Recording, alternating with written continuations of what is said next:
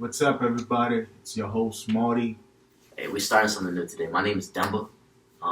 Man, today is July 24th, and like I said, it's the start of a new cycle.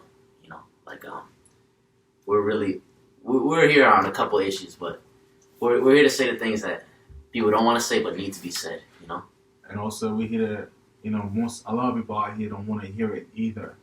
And I totally understand, but I think we need the truth. We need to speak out the truth, the real truth. for sure. So we're gonna be starting this new podcast series. Still undecided on the name, but I can tell it's gonna be great things. So, just to give you guys a little background, we met actually working together in an evil ass sales company selling phones for AT&T. And funny enough, we both realized that everyone there was acting stupid for no reason. They were just acting evil. Like, I won't bore you guys. Basically, we're homies now. We kind of just clicked, realizing the position that we were in life, as well as like in that job. And so we kind of decided to come together because we have a lot of like values, and to kind of make this podcast and start just talking about things that probably most young dudes are being afflicted from, and most people in general are like having to deal with in life, young or old. Yeah. Just so you know, this is a podcast. We're just gonna talk. We're just gonna talk. We're just gonna say things that you might not want to hear. It's gonna be hard for sure, but I think we need to get it out there because we're trying to help out, young men and women to understand, like, life. It's not just about, being a follower. It's about being a leader, of choosing your own path. It's just That's a good segue because today's episode is going to be titled "Control Your Destiny." right. You know what I'm saying? Choose your own path, control your destiny. So that's what we're here. We gonna throw a little fun in there. We're gonna throw a little fun comedy is gonna be around. Obviously we won't bore you guys. Yeah, y'all don't even know me yet. I'm crazy, nigga. I'm crazy. Watch out for this dude. I'm crazy. Watch out for this dude. Don't mind me. I have my notes here too. But I got a little program scheduled for you guys. And the funny thing is that we actually working together right now, doing summer camp. Man, these kids, I don't know, they're crazy to me. They sound crazy. Yeah, it's basically just a bunch of fucking crazy ass young white kids who just wilding the fuck out every single day. They're cool and shit, but like, wow, like, I feel like most of the kids I have never been told no. Yeah. Like their parents have never been like, no, you can't do that, or no, you can't have this. It's just crazy. This kid, I can't even understand them sometimes. I'm like, wait, what you saying doesn't make any sense to me. Yeah, bro. Some of the kids that I talk to are like I was telling you, bro. Like, I'm just like, this kid was like, oh, bro, like, oh my god, we're like that scavenger hunt thing. He was like, oh, what's like a warm place? We had to find warm places. Kid, this kid has the audacity. He's like inside of a horse, bro. You know what I'm saying? Damn. I was like, oh. I was like, these kids are 13, bro. What was he thinking inside of a horse? Yeah. With these kids, it's always like, it's half boys and half girls in mine, so it's like always a middle school dance. And like, they're not that crazy of kids, like they like wild out or like fight or anything, so it's nothing too much to handle. Right. It's just more so like ideologically, like the kids are just like, kind of get on my nerves because I'm like, these kids are fucking annoying, bro. You know what I'm saying? I think psychologically is that it's the environment they grew up in, and I totally get it. It's not their fault because I'm always gonna go back to the parents. It's how they raise these kids. You know what I'm saying? There's a lot of racism going on around the world. We're hiding. We're better at hiding than in the early 1900s, where it was actually like, we're like going and telling, hey, I don't like you. Nowadays, everything is just hidden. And it's just been hard because I'm realizing these kids, they don't know how to express themselves, which is crazy to me. Or speak their minds. It's like there's something is holding them back. It's like they're being controlled. Yeah. Which is crazy. Like, Yeah. I don't know. Like this.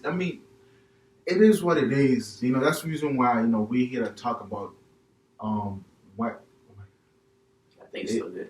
You know, we here to talk about like, you know, life experiences and things like that. You know, what makes you you? You know, like, Also, like the first thing is like, what do you see yourself accomplishing? You know, accomplishing for 2 to 3 years? Because right now you're probably not happy. Okay, you're probably like tired of your job. You're tired of your career. Maybe it's not something that you want to do, but you're stuck there because you're too comfortable. You know, you're not willing to be able to make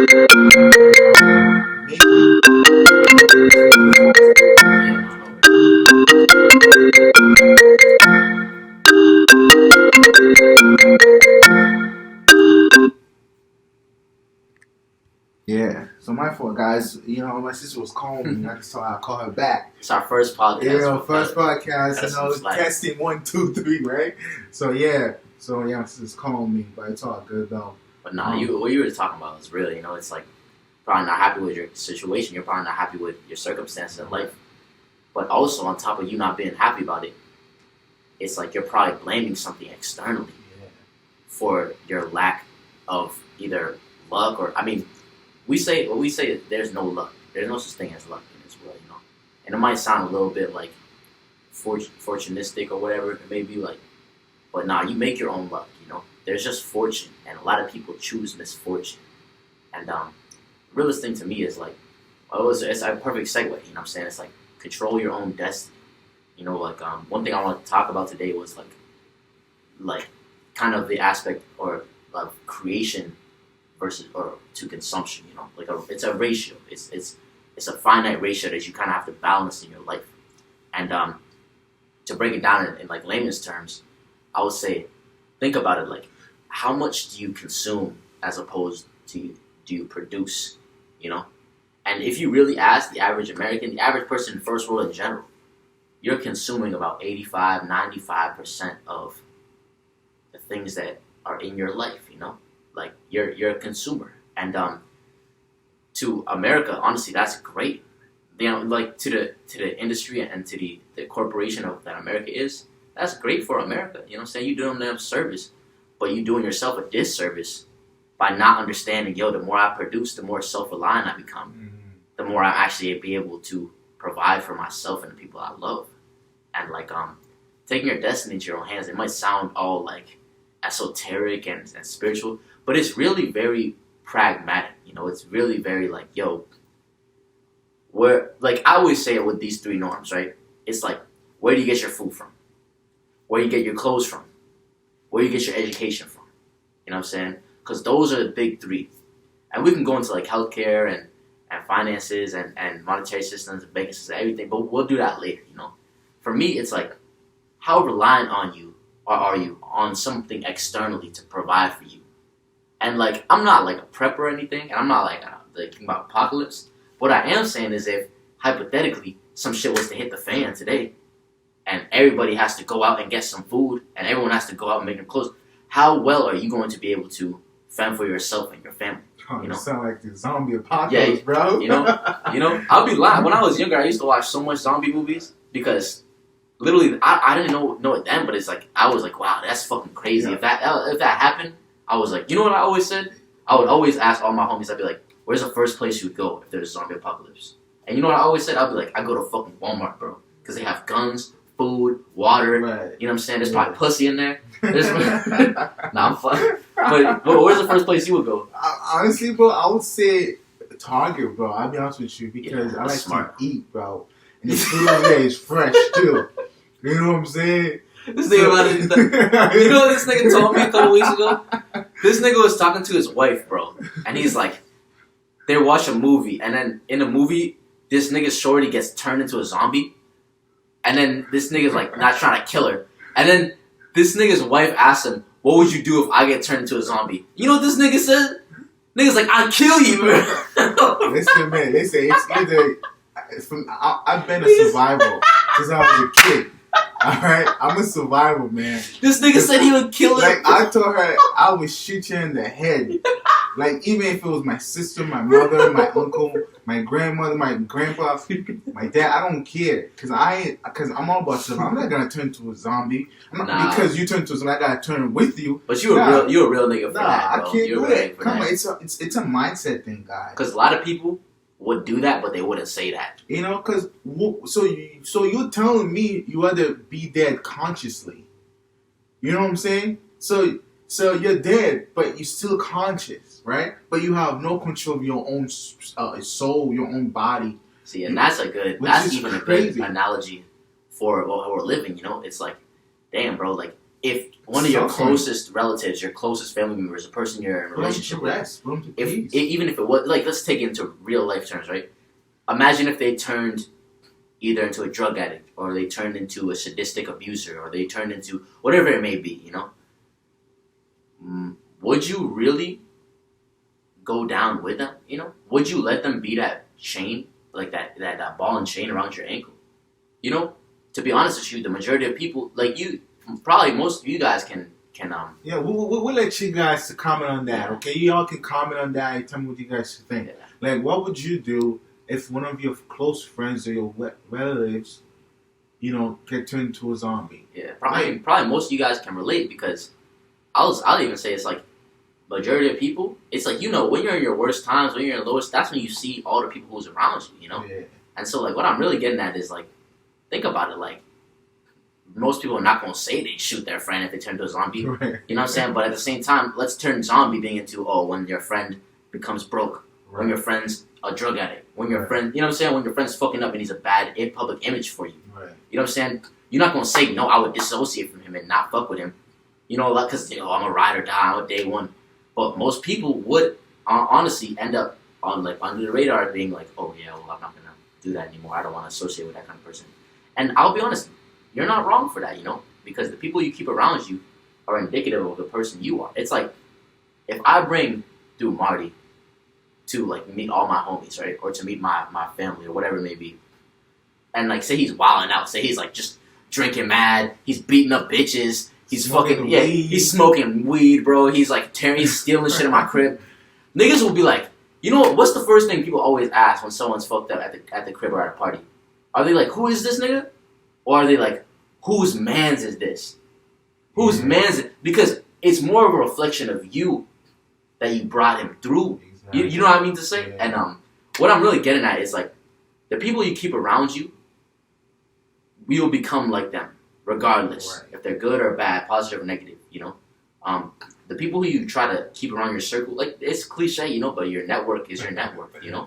And they say, like, I've heard it so many times, like, the 5 people that you hang out with the most, you probably make about average how much they make, and you're probably about, like, average personality-wise or temperament-wise about how they act as well, you know. And it's just big, like, going back to the destiny thing, you know, because it's like, damn, like, if you, like, I always talk about it, like, if you are mad about your situation, you know, if you're mad about your finances, if you're mad about your lifestyle, but you're choosing to surround yourself with either evil-ass people, with procrastinating-ass people, with dull-ass people, with people who are literally just, like I said, the ball and chain in your life, it's like, to a certain degree, where's the choice point in your head? Being like, wow, like, I'm choosing to put myself around all these people. I'm choosing to make myself the average of a bunch of fuck niggas. I've been there, man, because for me, I don't know, because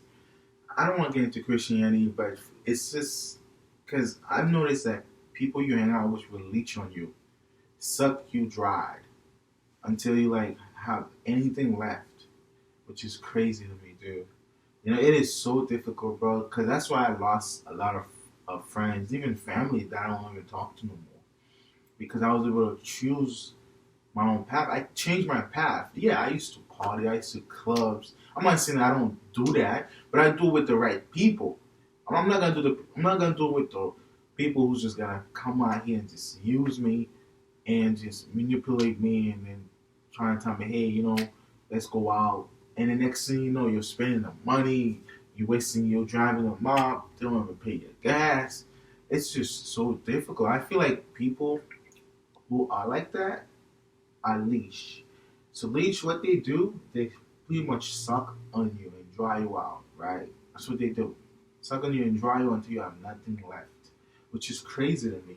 And found out when I was a kid growing up, and I had a lot of cousins I used to hang out with.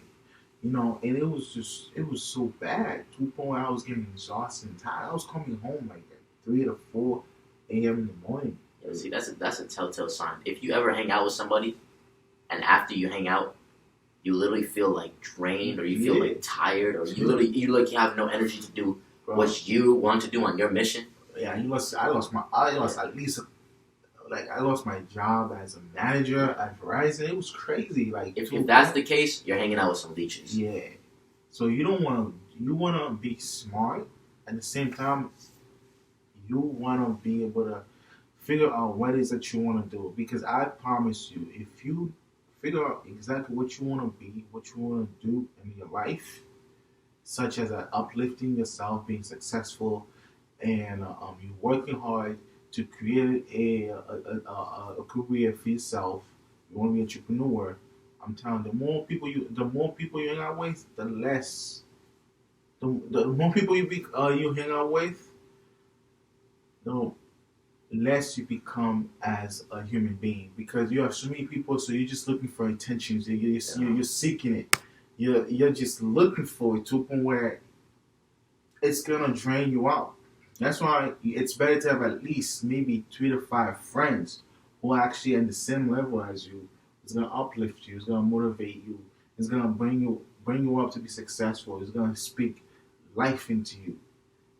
That's the most important thing in life, because I'm me. It's been a long one. I'm 28, which is I'm like, whoa. Like I could have been, be.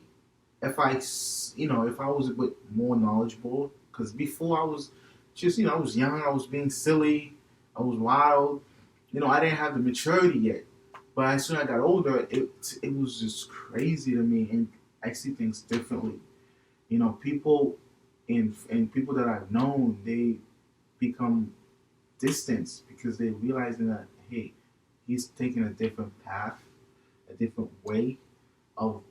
Because all I wanted is to build myself up. I didn't want to stay poor. I didn't want to stay broke. Real shit. Alright? So I had to leave, if not, walk a different path. And when I took that path, and I noticed that nobody take it with me, I was the only one who took that path of greatness. I call it path of greatness. Because when you took that path, because you become a soul leader. Okay, you create a purpose for yourself as a man. You become I think they call it the GOAT, the greatest. What's the GOAT stand for? Greatest of all time. Greatest of all time. Because you want to leave a legacy. Because if you're young right now, right? If I'm talking to the young generation right now, and you're over here 18, 19, 20, 21, 22, and you have no idea what you're doing right now. You're just partying and clubbing. Yeah, your friends like, I got so many girls with me right now. We're going to party. I'm not saying that's a bad thing, but I want you to think about that. Because I want you to think about what you're about to do next. Because the next 3 to 5 years or 10 years, I bet you're going to look back at your life and you're going to be like, you know what? I should have done this differently. Yeah. I should have done that differently. So take your life a bit serious, especially when you're young. I didn't do that. I wish I did. I wish I knew what I know now. It would have changed everything. But I'm not here just to bore you guys about my past. I'm not here to stuck and dwell on the past. Obviously, you gotta move on. Nah, but he's totally right, because if you think about it, like you said, you have all these friends. Yeah, the more people you have around you like that, the more of the average you become. Right. And like you said, there's a lot of different energies, a lot of different people pulling on, vying for your attention. Feel the vibe, feel the vibe. I thought what you said was deep, because it's like, man, like you said, all them niggas didn't want to hang out with me anymore because I was changing. I don't think it was because you were changing or because you were trying to do good that they didn't want to hang out. I think it was because they couldn't take advantage of you anymore. Right. Because you realized your worth. You know what I mean? And like that's powerful, because when you it's like a lot of people don't understand how much value they bring to the table as well as even more people don't understand how little value they bring to the table. You know, and this is the real pandemic, you know what I'm saying, in today's society. Like, people don't understand,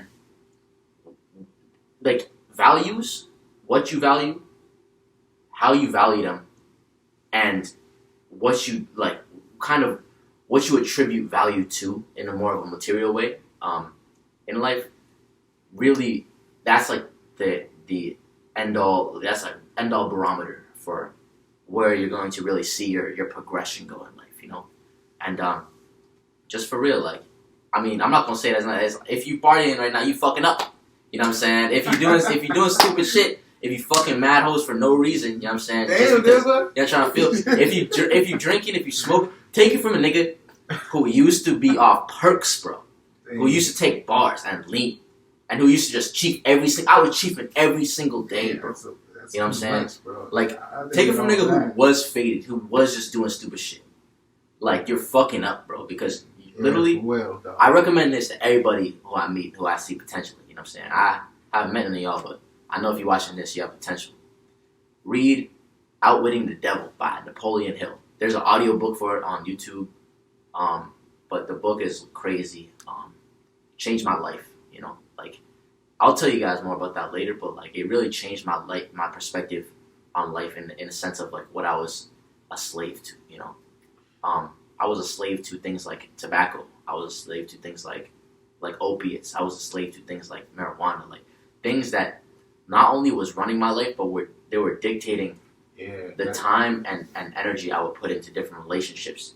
Like, I would put so much energy into a relationship that was so, like, I don't want to say meaningless, but it's like, so about 2 years ago, I stopped smoking, like, cold turkey. Like, I just stopped smoking everything, you know. They told me to stop only smoking joints, because I only smoke L's, you know. For some of our lighter viewers, that's blunts, you know what I'm saying? Like tobacco, weed rolled in tobacco. I only smoke L's. And so when I started smoking joints, I was like, this shit sucks, bro. I was like, that shit terrible. Like, I literally got to the point where I couldn't smoke weed without tobacco. And so when I just went cold turkey and I stopped smoking.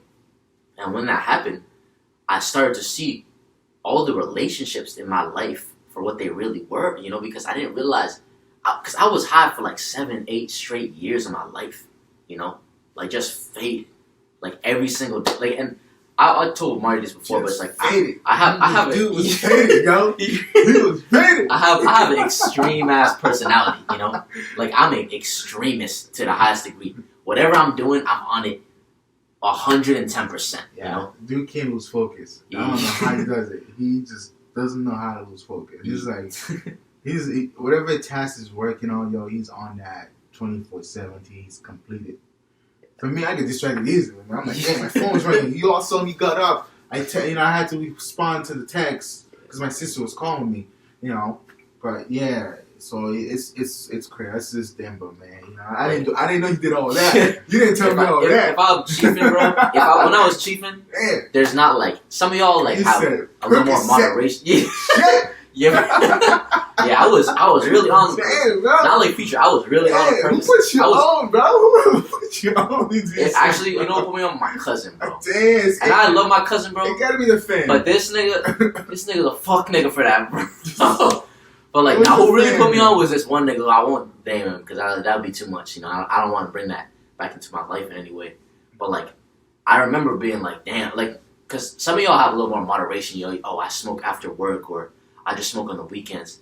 But like me, nah. Like, nah. If I'm smoking, bro, as soon as I wake up, I'm trying to chief, bro. You know? Chief? As soon as I'm Indian chief, you know what I'm saying? I'm chief. Okay. Marty never smoked, bro. This nigga's like crazy. My story's crazy. You know, there's a reason for that because I'm not even going to get into that. That's another story for another time. Yeah. It's a long story why I never smoked. I didn't even drink either until I met my wife. It's crazy ass nigga, bro. It's usually the other way around. Niggas like I was fucking borderline alcoholic, and then I met my wife, and she made me an honest man. Nigga. This nigga's man. It's crazy. I know y'all's like, wait, he's married? He got a wife?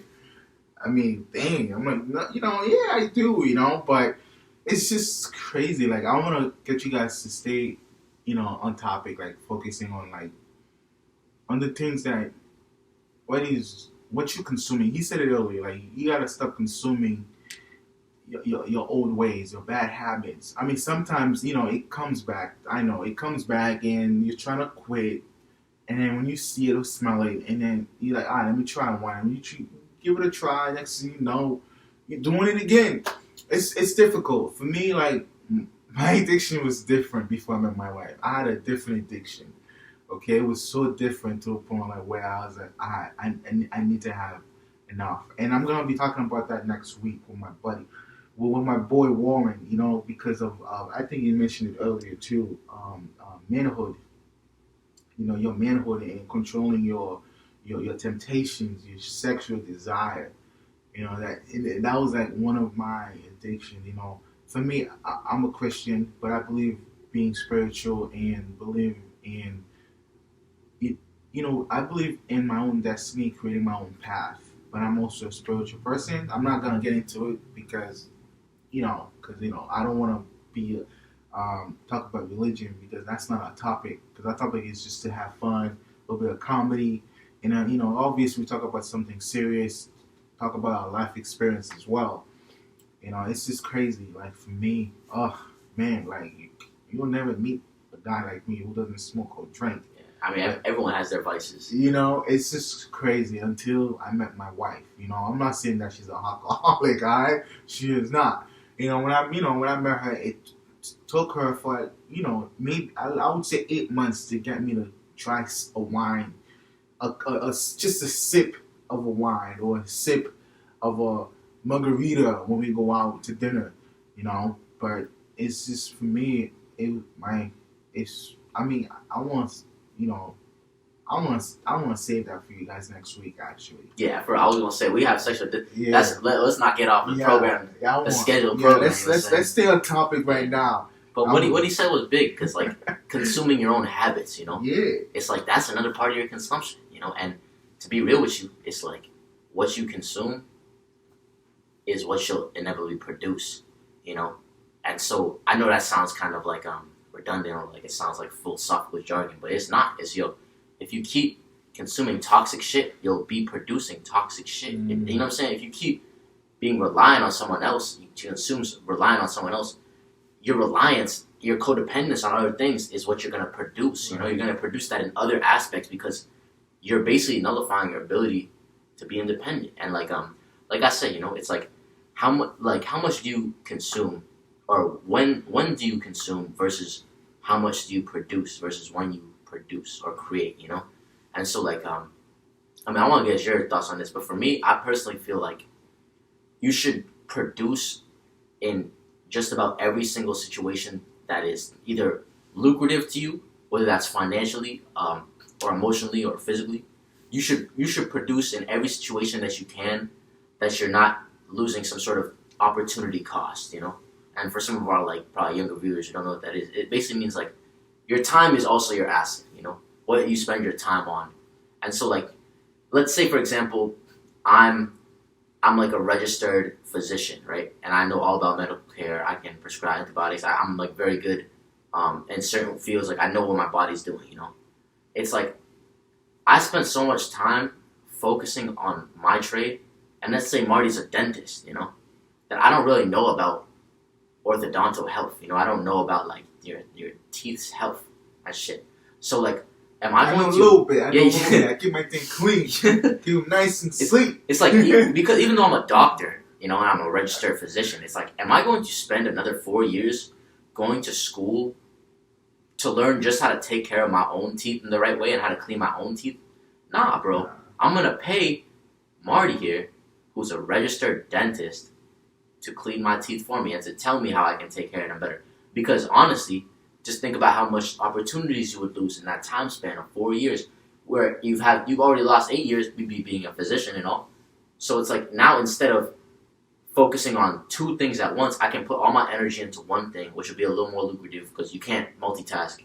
And more than anything, it's like I'm saving my own time because I'm allowing, by giving you my monetary, right, I'm allowing you that ability to compensate for me. And so that is really the only situation that I would really say and like going back, like when do you produce? When do you consume? That's the only situation where I would say that it's honestly not only a smart but lucrative thing to consume, because it's like I don't want to do something half-ass. You know what I'm saying? That I'm not very masterful of and waste my time trying to do a half-ass job when I could pay somebody who can not only save me time but save me hardship in the future. You know, it's like I'm not gonna fucking YouTube tutorial how to do all my fucking pipes in my house and do. You know what I'm saying? Like I was never a plumber. You know, and if I try to do it from YouTube tutorials or just learning myself right now, I was never an apprentice. I never went to trade school. I'll probably fuck up my crib, bro. You know what I'm saying? I'll probably fuck my crib up, bro. And so, like, in a couple of years, they help you out. In a couple of years, bro, right there. I'll be tight. In a couple of years, they'll be like, dude, you have to gut your whole basement because you fucked it up because it's wet everywhere, bro. Like there's mold everywhere. You got a flooded basement, bro. You know what I'm saying? Like, so instead of fucking your own shit up, or honestly, a better analogy is like instead of losing your own time and opportunity, you know what I'm saying? There's certain situations where it is a lot more lucrative to pay somebody else and consume from somebody else, you know? And like, I mean, I wanted to honestly get your opinion on that too, bro. Like, when do you think that people should consume versus when they should produce in life, you know? For me, I always say I'm different. I think things a little differently. You know, for me, consuming is self-care. Like you're learning, you are studying what you want to become in the next 3 to 5 years. For me, they used to call me jack of all trades because I used to do everything. When I mean everything, like I know them guys like, yo, I can't, you know, do plumbing. I do a little bit of plumbing. I did everything. I had every experience. As you can see, yes, I went to school, but I didn't play sports. I went to school and I work. It was school and work. School, work. And the weekends I work. Right? I had like multiple jobs, you know, which is crazy. So I have a little bit of experience of a little bit of everything. You know, jack of all trade. I think there's a quote, jack of all trade, but none. I'll come back to that. But you're not a master in one. Yeah, master in one. Yeah. Oh, master in none. Yeah, Jack of all trades, master of none. That's the quote. It's crazy. That's real shit. Yeah, it's just, you know, because I wish I took my time, honestly, is to pick something to learn about it. That's gonna produce me residual income. Because what I wanted to do when I was a kid growing up, like I said, you know, because I wouldn't say I was a troublemaker kid, but I was just I was just not in school, you know. I was just working so much to a point where I wasn't in there to be. I wasn't even educating myself either. But you know what Demba is saying is, for me, is educating yourself. That's really important. You gotta find your niche. Once you find your niche, you know what you're good at. I think that's the key, because that's something that I didn't do when I was a kid growing up. I mean, I came here when I was really young. I'm from the Caribbean. I'm not going to tell you where I'm from. I'm going to let you guys guess that. All right? You're going to guess where Denver's from too, yo. You know? But yeah, for me, it was just like, I didn't find my niche because I was all over the place. I wasn't sure what I wanted to do in my life, honestly. You know, and what I was consuming, it wasn't knowledge. It wasn't self-care. It wasn't, you know, educating myself or better myself. You know, I was consuming something else other than, you know, being the man that I was created to be in this world. Because we all have a purpose. We all were created to be something in life. You know, so for me, it was like, you know, educating yourself, right? Taking care of your manhood or your womanlyhood, and understand like what it is that you wanna do in your life. Yeah, see, that's really good. Because you said it, time. Because we don't have a lot of time. Because we only live once, guys. Okay, we don't want to. Because we only have 24 hours in a day. Think about that. We only have 24 hours in a day, and there's only 8 hours, right? 8 hours each day, which is crazy. So you go to sleep 8 hours. You wake up in the morning, you go to work for 8 hours. So you come home, what are you using for this 8 hours? Thanks. Like, what are you doing for these 8 hours? Are you just sitting down, doing nothing, watching TV, drinking, out partying? I was just beating off. You know what I'm saying? Crib, like, you know, like, it's just crazy. Like, so, guys, think about it. We have 24 hours in our day. We only use 16. What are we doing the other 8 hours? You know what I'm saying? And that's something that I didn't know. Honestly, most of you don't know that either. Because time is not in our side at all. Okay, we all say, yeah, I'm going to work out tomorrow. Tomorrow come. I'll wake up the next following day. So you're like pretty much contradicting yourself that you're going to do something, but it's not happening. You're not putting the effort or the work in it.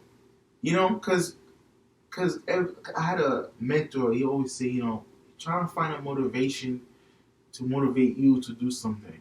You know what? No. So when I was growing up, I realized that motivation is temporary. Being ambitious or having this ambitious goal is what is going to motivate you, right? So what I'm trying to say is, guys, when you're ambitious of doing something, that means you're committed.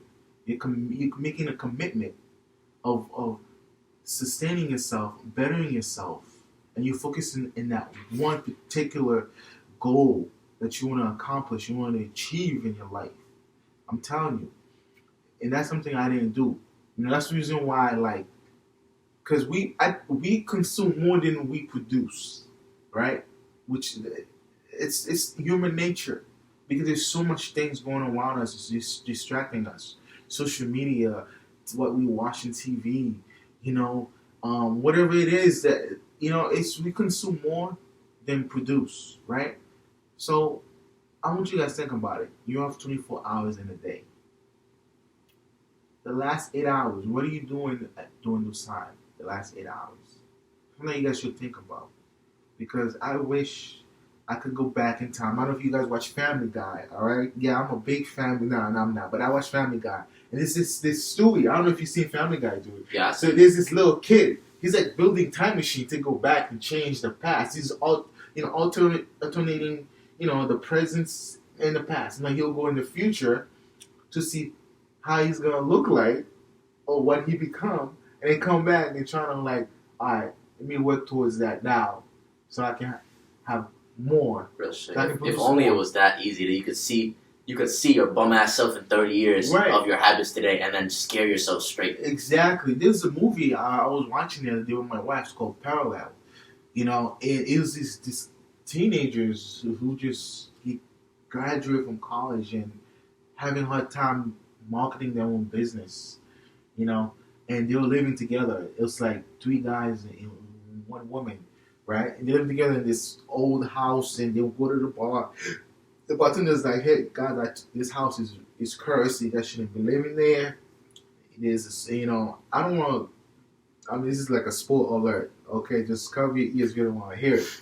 It's on Prime if you have Prime, Amazon Prime. But anyway, so it was just crazy to me. Because these guys were going to the future and seeing themselves being so successful, and then one of them got too addicted to their success, and bring it to the presence of their own past, on their own in their own presence, bring their success into the presence and trying to market their business much quicker.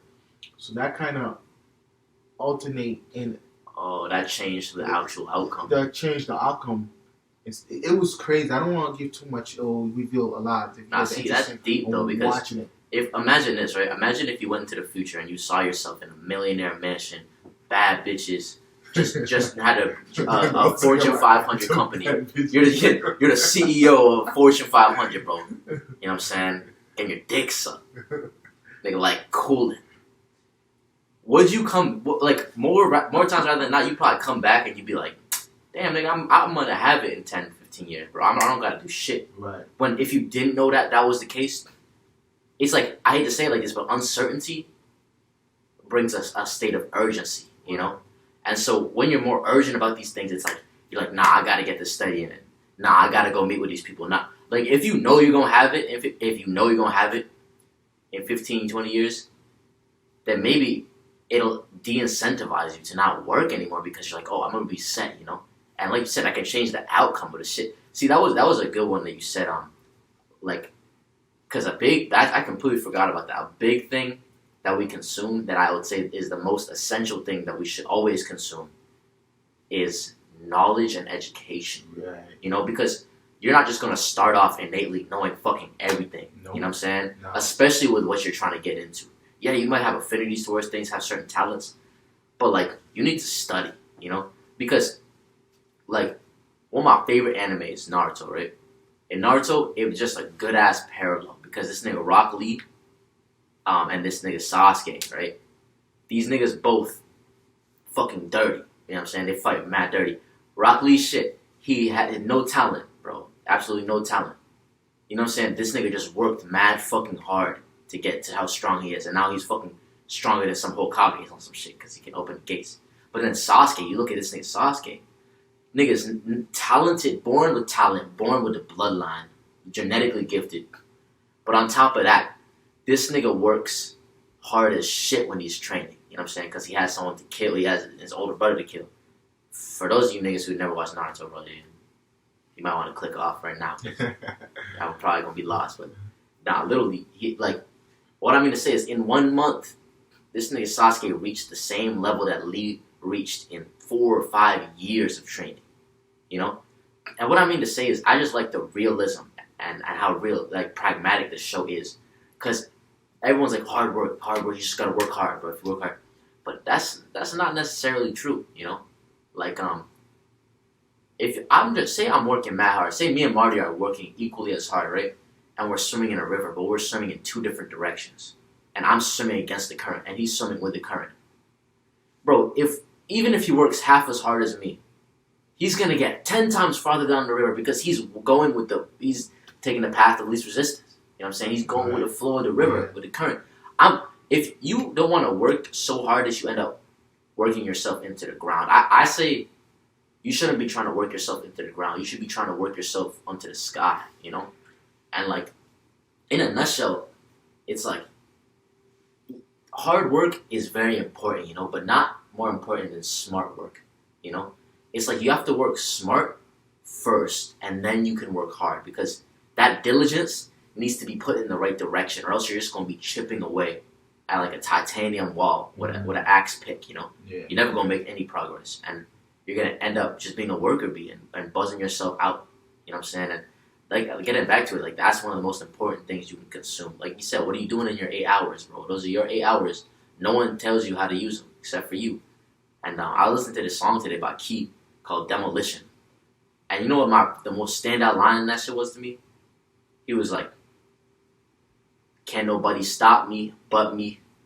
Trust me, 3-7's lucky. And when he said that, I was like, oh, wow, like, can't nobody, I'm my biggest enemy. Can't nobody stop me but me, you know? No, like, especially at the point me and Marty are at, it's like, bro, evil can't touch us, bro. Stupid shit can't fuck with us the same way. But you know what is our biggest enemy? Our biggest adversary? It's ourselves. It's ourselves, guys. Yeah. It's the truth. Because you're the only one you can tell yourself to stop. You don't tell yourself to, like, I'm not good at this, and your mind will trigger that. Your mind will tell you, yeah, you're not good. Because you're telling yourself that, so you are actually creating, you're actually making it, you're actually creating the reality of that. You are not good. You can't accomplish this. You can't do that. You know, you're not smart. But I'll tell you what, guys, you guys are smart. You guys are educated in your own ways.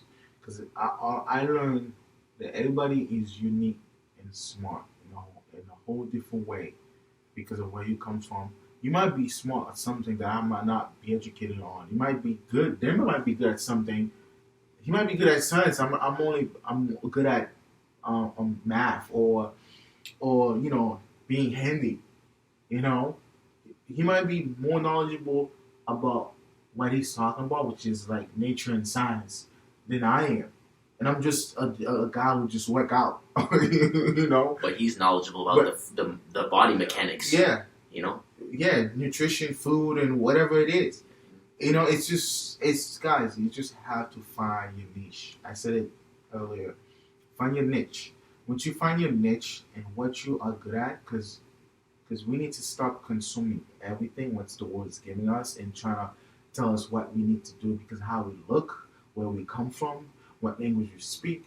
You know, that's the reason why social media is like so bad. I don't know. It's worse than bad to be honest. See, that's a perfect segue into the next thing I want to talk about, which is realism or pragmatism. You know, being realistic. Like Marty said, you gotta find your niche. You gotta find what you're good at. You know, you gotta find like, yo, is this really a talent of mine? Yeah. So a couple of things. Is this really a talent of mine? Do I really just enjoy this, or is this something that feeds my soul? You know, and also you gotta be real. Which, like I said, as young niggas out here, you can't afford to just be like living in fantasy land and being like, oh well, like this is a thing that I think is cool. Or I want to be in a rock band, or some shit like that. Like, of course, if you trying to do that on the side, bro, on the weekends, like, and that's your passion, bro, by all means, bro, do that. You know, feed your soul with that. But like, what I am trying to say is like, that's not gonna feed your kids, bro. Even if you don't have kids, that's not gonna feed your dynasty. That's not gonna feed your posterity. And so, like, you just gotta look at things more realistically. Like, you gotta operate in the truth of the matter of the fact. And this ties to a couple things. Like, I wrote some points here. One of the biggest things, be realistic with setting your goals and your aspirations. You know, the goals you set for yourself will determine the goals you achieve for yourself. You know okay, buddy, you visionary over here. You know what I'm saying? Because I just think about it, right? It's like if I say, "Oh, I'm going to fucking like let's say, let me think of an example. If I just set a really lofty, unrealistic goal for myself, right? Right. Like, oh, I'm going to weigh like 385 pounds, pure muscle by the end of the next 3 years, and I'm gonna fucking go be an astronaut and be on Apollo like 26 or some shit. Damn, and I'm gonna go to Mars. I'm gonna be the first person to go to Mars. Anything. It's like, damn, bro. The goals you're setting are not only not based in reality, you know, but they're putting you in a position of like every day waking up and not even having a procedural set of steps to get there. Because if I'm looking, bro, like I'm like 5'11", like 6 feet on a good day. You know what I'm saying? Like muscle wise, bro, I can't get to 300 pounds, bro. Right. You know, like I just can't. Like maybe I could get something close to it, maybe like 270, but I'll be unhealthy as shit. You know what I'm saying? We'll talk more about going to the gym later. This nigga's we'll talk. But what I'm getting at is it's like I'm setting myself up for failure because I'm putting my goals in a position when I wake up every morning. Right. I'm thinking about it and I'm like, damn, bro, how am I gonna get there? The goals you need to set for yourself, you need to have a couple different parameters for them, right? Mm-hmm. And a couple different qualifiers. You have to have long-term goals, and you have to have short-term, like monthly goals or yearly goals, and you have to have, I know, a year is short-term, but a year is short-term in retrospect. And you also have to have weekly and daily goals, right. You know? And so, basically, the only like common denominator in all your goals and aspirations should be, they need to be based in reality, they need to be achievable, and they need to be measurable, if that makes sense, you know? You need to be able to measure your progress on your goals. That's very important, because when you see that loading bar, it's like, imagine if you was downloading some shit for a game. I don't even do that. You know? Yeah, but like think about it, right? Crazy. Imagine if you were downloading some shit for a game, or like you were downloading some software for your computer, and that shit just had no progress. It didn't say like 40% done or whatever, you know? It just was like loading. Nigga, you'd be like, fuck, bro, like this is probably glitching out, you know? You'd probably be like, something's wrong. And it's not so much that maybe something's glitching out or something's actually wrong, but it's the fact that you can't see the progression, right. And that it's not measured in any sense, that you don't see any sort of improvement. And this will lead you to give up early. Right? Like a lot of times we give up right before we're about to turn around the corner, and there's the end all be all of what we were even trying to achieve.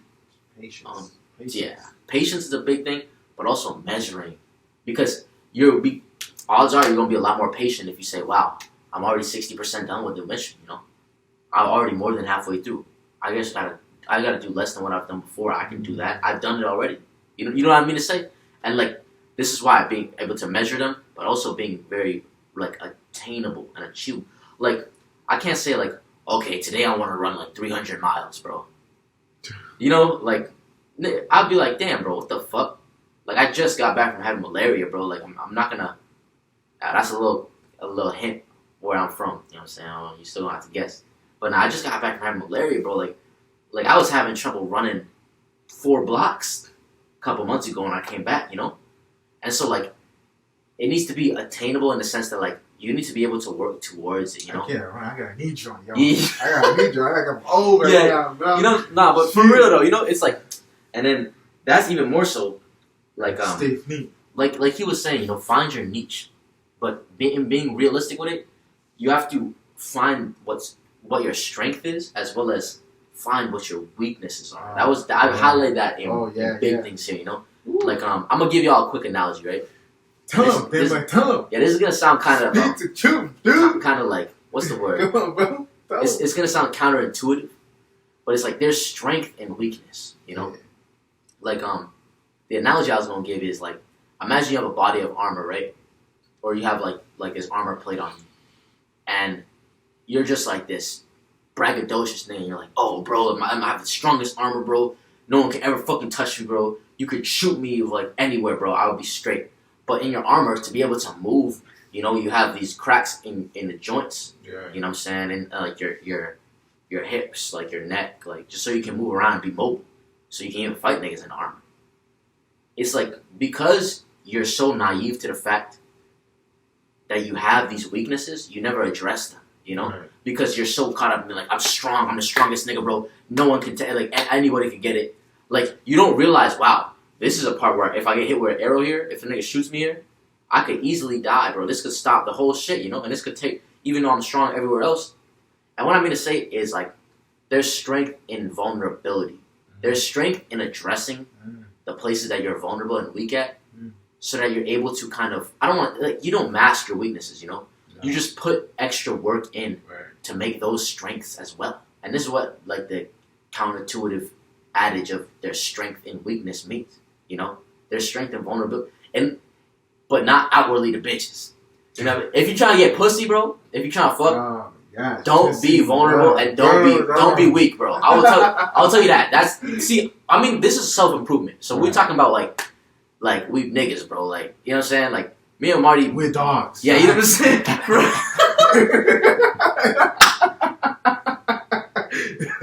We just saw that We dogs. We're some dogs, nigga. But me and Marty both, like... We both had to, like, work on ourselves in a sense of, like, self-betterment. And I feel like... I mean, I don't want to speak for you entirely, but for me, at least, I feel like I didn't have any older niggas in my life, really, coming out without me seeking it, telling me, yo, like, you're fucking up on this. Yo, maybe you should be more committed. Maybe don't give up. Be a man of your word. Like, shit like that, you know? Right. So, niggas, we didn't really have too much older influence. You know? I mean, for me, I had people tell me that, but I didn't listen. Yeah. Because I thought that I was better or know everything already. No, I didn't need to hear that. No, I'm good. You know, the real fact is that, you know, sometimes when somebody tells you something, because I'll be honest with you, I had the random people come into my life and tell me and praying for me, and it was crazy. It was just to me, it was like, oh, it's weird. You're praying for me, you know? Facts. You need to stop doing this. You need to stop doing that. You know, I didn't realize that because I knew what I was doing was wrong, but at the same time, I liked it so much to I liked being in it. So, you know, I mean, I don't want to get into it now, but it was like, because I thought I was just better than everybody else when it comes to, like, knowing, you know, what's good and bad. Nah, that's young man syndrome, bro. You know what I'm saying? That's like young testosterone-driven man syndrome. Like, I feel exactly what you're saying. Yeah. Like, what I will say is that, at least in my life, there was no older niggas being like, bro, stop doing what you're doing, bro. Like, you're just saying, like, yo, like, you don't have to do anything you don't want to do, but if you commit to it and you say something you're going to do, be a man of your word. Yeah. Like, there was no niggas, and, like, for me, even niggas who would say something nice or anything, you know, like, oh, you're doing well, or like look into this, or I'd be like, nigga, fuck that, bro. I don't want to do that. You know what I'm saying? Like, cause I was just like, I mean, I don't know about anybody. I was a problem child, bro. You know what I'm saying? Like, I was a problem child. I was just acting crazy for no reason. I was acting crazy. He was mad. Yeah, I was. Yeah, that's. Well, I was a mad kid, If you see the movie 300, y'all, this is madness. Yeah, I was. That was like mad. Madness. You were kicking in the hole, man. I was an angry kid. You know, I was angry at world. You know, I was angry. Yeah, that's a good movie about too. my parents, bro. I was angry about my shaking shit. Damn. And like going back to the beginning of what we were saying, you know, it's like I wasn't happy with my circumstances. You know what I'm saying? And I was blaming everything else for that shit. You know, and so I was young nigga mad at the world. That was me for a minute. Not just when I was in my youth, but like even like progressed, like, you know what I'm saying, like 18, 19, 20, like 21 even, like. It's young. That's a young mindset. I'm 24, you know what I'm saying, just to give y'all some reference. But going back to it, you know, it's like that weakness thing, you know. I was so hard-headed. Like, I was so stubborn, bro. I'm still pretty stubborn on certain things, but it's the fact that I wasn't even... Think about how stubborn... Think about how stubborn that is, though. I was so stubborn that I couldn't even acknowledge I was stubborn. I was like, nigga, I'm not fucking stubborn, nigga. Like, I was... But you was stubborn, I was like, nigga, I'm not fucking... With you, bro. Like, I was that kind of nigga. Like, I was just mad annoying, bro. Damn, I mean, man. at least to myself. Man, you and I would have never been friends, bro. If we met 4 or 5 years ago, bro, this never would happen. We'll never cross paths, you know? Man. We probably wouldn't even, like, God or universe, whatever you want to believe in, would never have brought us together, you know? And for sure, for like, real. Just for real. Like, if you look at it, right, it's like, that's the same thing, going back to it. Like, that was one of my weaknesses, stubbornness, you know? A lack of accountability, that was my weaknesses. Right. And because I was so stubborn, because I was so, like, I lacked so much accountability, I wasn't, like I said, I didn't see the chinks in my armor, you know? I didn't see the holes that I had to address and strengthen and work on those things. And it's like you have to work on your own weaknesses on a personal level, you know? So what made you see through what you were doing was wrong? Like, how did you come out of that? Honestly, it was relationships in my life. It was at a certain point in my life, so many of my relationships, it was sort of like I looked through the track record, like the Rolodex of my fucking relationships in my life, you know? When it was starting to really hit the wall. What do you mean relationship? Like acquaintance, friends, women, family members, okay. Employers, right. Literally every relationship in my life.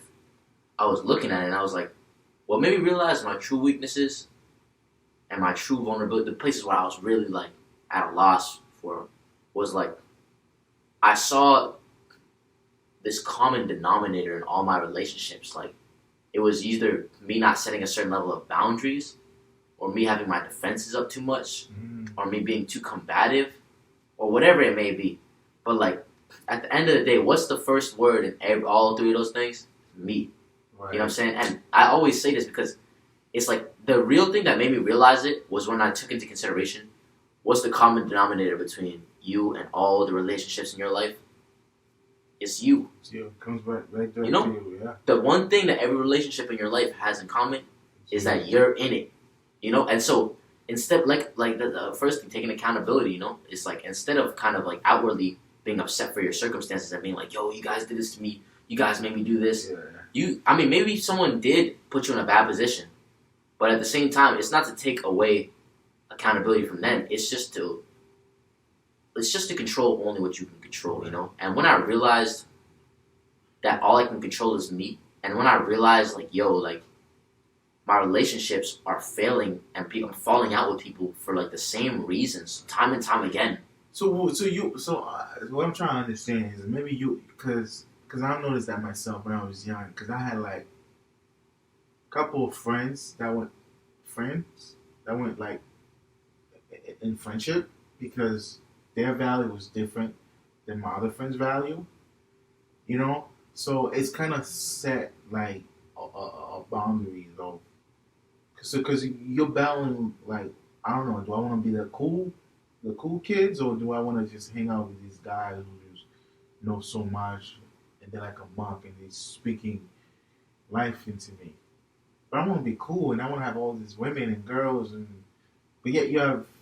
It's so funny because for me, when I was young, growing up, I had two set of friends. Like when I mean two set, of, like a pile of one friend who were like successful and in the real estate. Yeah, such a young age. I had other friends who were like partying and womenizing and drinking and smoking. So so I was like in the middle, pretty much. Yeah, you had one foot in each world. Yeah, it's like it was really difficult for me because I mean I'm not gonna say I wish. It's because I had to choose my own life. I had to choose my own path. I couldn't choose either. It's clear what you chose. What made you come to that decision? You know, and I realized my value in both of them, my worth, my morals, and what I want to do. Because it was two different things from what I want to be. Like, yeah, partying women is cool. You know, hang out with these beautiful women is cool. And yeah, I should have been with these guys, but at the same time, I didn't want to just have to. I want to earn it. I don't want them to just give it to me. Real shit, yeah. You get what I'm saying? I don't want just somebody to give me something. I want to earn it. Let me do this on my own. Yeah, they can motivate me, help me, educate me in things, and I will grab what they gave me, and I'll cultivate it and create something out of it, so I can become my own man. Yeah, but see, that's you can create your own. Yeah. You know, you're not going to. It's like if I just let you pay for my rent, if I just let you pay for my crib, my food, and everything. It's like, damn, that's not my own shit. Yeah. And it's not even so much like, oh, that's not my. It's like then I'm under the dictates of like, you can be like, oh, I only want you to eat like this, or I only want you to live in a 1-bedroom apartment, or I'm under your limitations, you know. And that's like, how men become bum or lazy, bro. And I've seen that. I know women out there, you know, y'all don't date. Maybe you do. I don't know. You know, because, you know, when you see a bad boy, to be honest, he's a bum. If he's that type of dude who's walking like he's all that, he's definitely a bum. He's a sore loser, right? One of the guy I listen to, I forget his name, Mr. Let Go. He's in my, I follow him on Instagram. I mean, he speaks the truth. You know, my wife hate that. She hates when listening to these things. You know, but for me, like, I'm Mr. Let Go. You know, shout out to him. He's good at what he does. You know, he speaks the truth of how to handle it. That's gonna be for next time, obviously. But let me give you a short version of it. Like as a man, young man, or if you're in your early 20s, early 30s, early 40s, you know, we tend to, you know, be manipulated by these type of women who wants like materialistic things. I don't want to get in touch with it. I'll do it next week. This nigga's touching on something deep. We're gonna have to make a whole episode on that. So that's a whole different episode of something that my boy, he'll be coming out next week. You know, you're gonna meet him. You know, we're gonna touch base on that too as well. Talk about it. You know, but for me, dude, it was like I was conflicted between these two. I didn't know who I should be with, who I should go with. So what I did, I took what they taught me, what I learned from them. And then I had to create my own path, my own ways. And I had to earn whatever it is that I wanted to create, whatever opportunity that I wanted to happen. You know, like I said, you know, I don't talk about religion and stuff like that, but I'm, you know, like for me spiritually, I believe that, you know, God always create a path for me, always open new doors for me.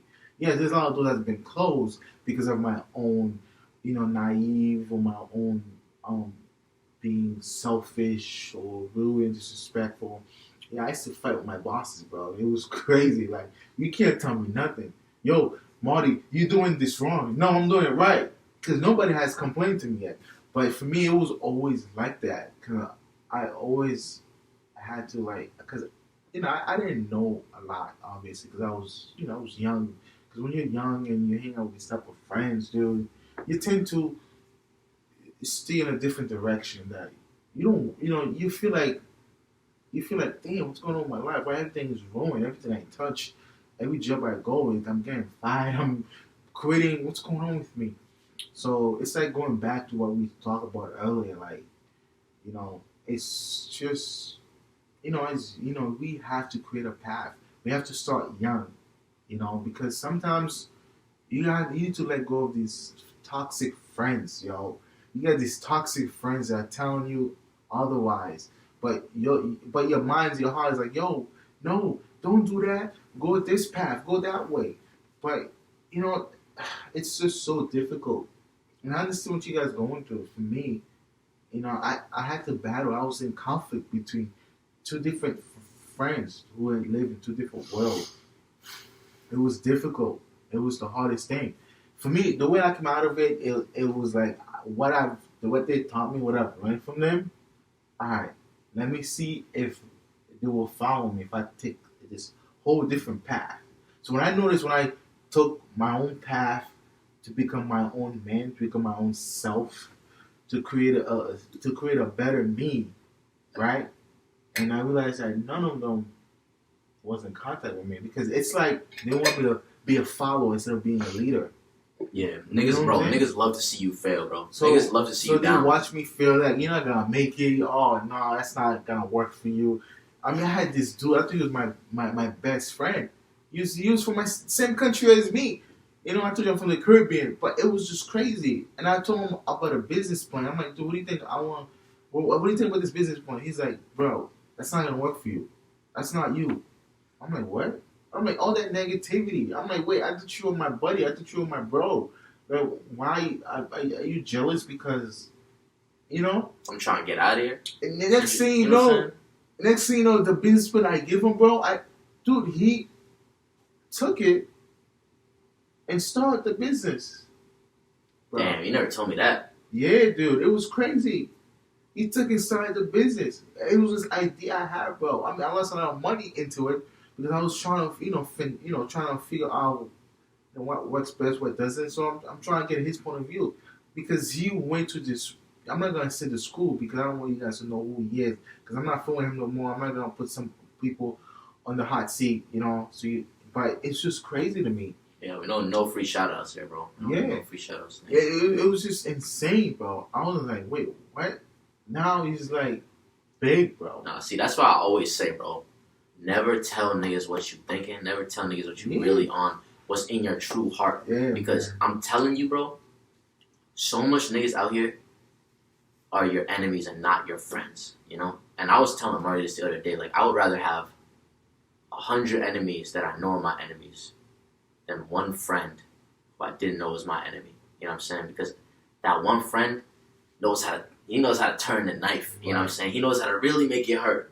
You know what I'm saying? Exactly. He ain't gonna snap. He ain't gonna stab you in the back. He's gonna stab right in front of you. Yo, you suck, bro. Yeah. Hey, but you suck. Because he knows it's gonna hurt. It's gonna hurt so much more if you see him stab you. That's you gotta see it coming. If you don't see it coming, he's not your friend. Yeah. He ain't your friend. She ain't your friend. And like this is another reason why we say close off your circle. Right. Determine who's really your friend, who's really there for you. Like I said earlier, when you fall on hard times, that's like a huge indicator of who's really there for you in your life, you know? Who's really got your back. And what you said about those two friend groups is real, you know?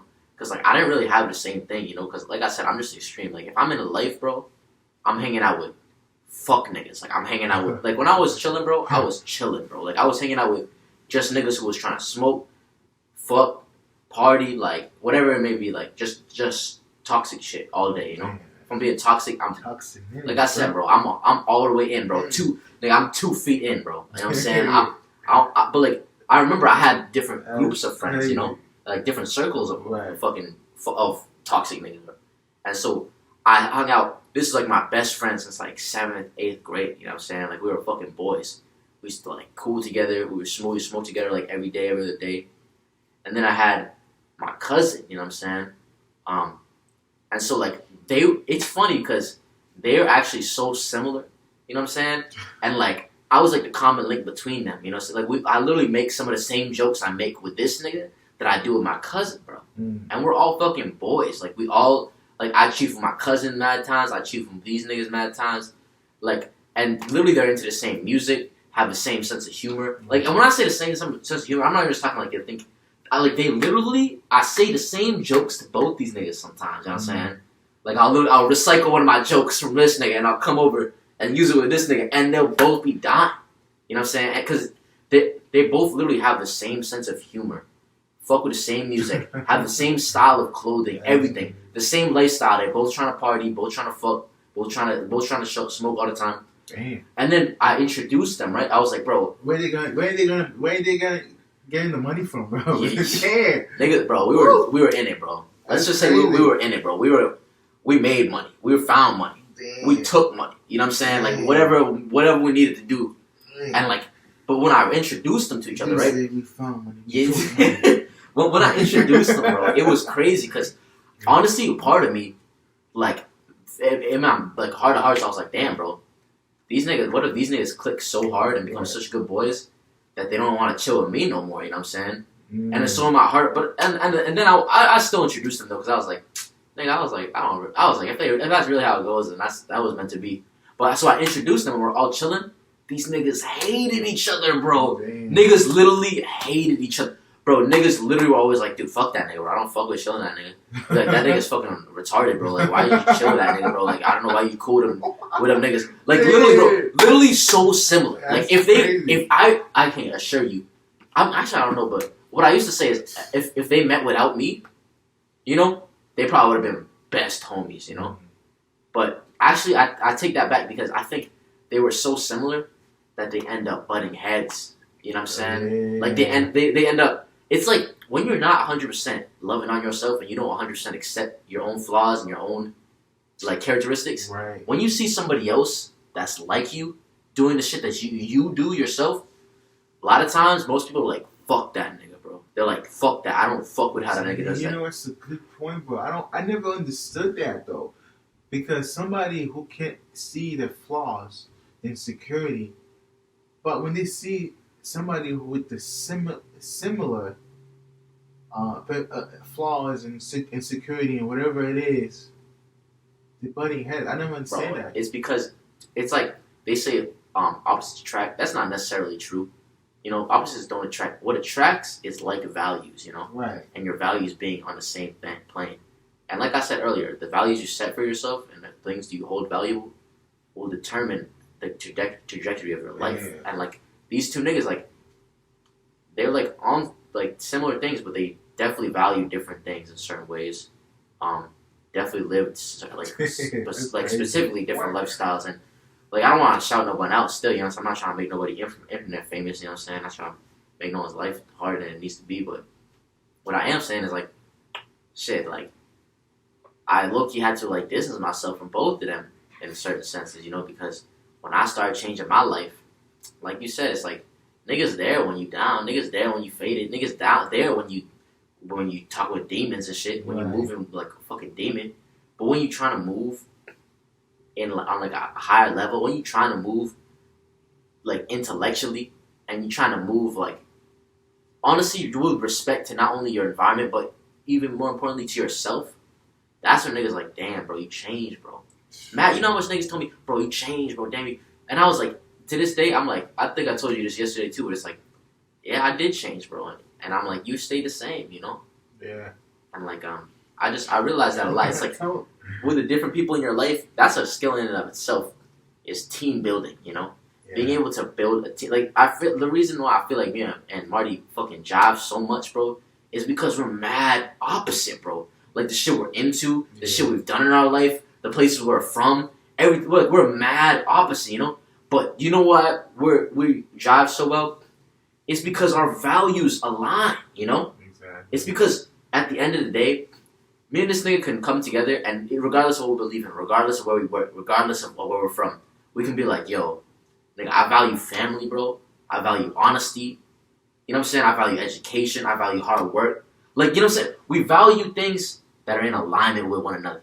And like, this is a big thing for me because I'm like, a lot of people, not only they value like material shit. I like material. Like, bro, I drive Jordans, bro.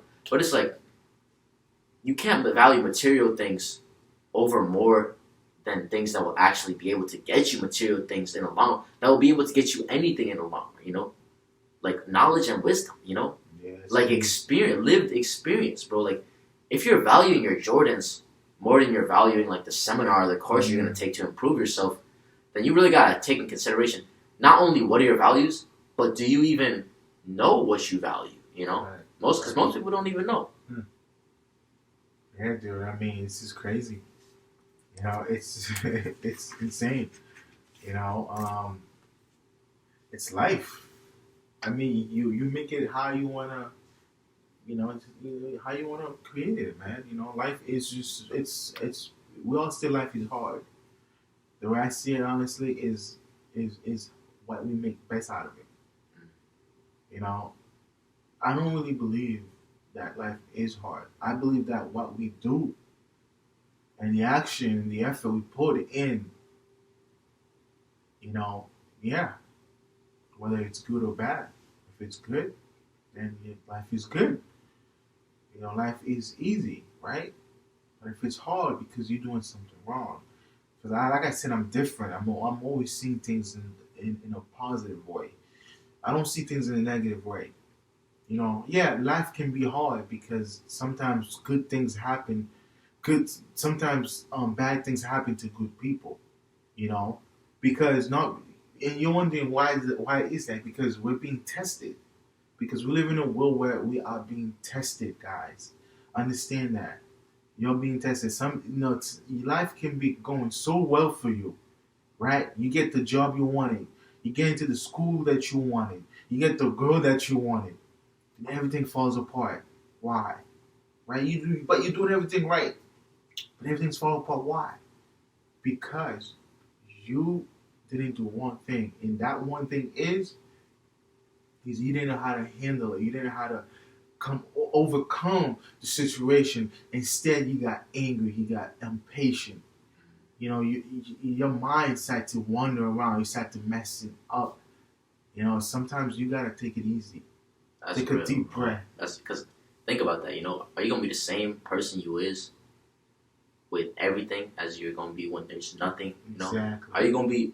It's like you gotta really take that in consideration. Like you gotta be grateful for the highs and the lows because like, have to be, man. Like I mean, yeah, everyone's like life's hard and shit, but at the same time, it's like I take life. I mean, not to trivialize life. And like you know what I'm saying, I think life is very valuable, very important, but not to make it sound like a game. But for lack of a better analogy, I think life is like a video game. You know what I'm saying?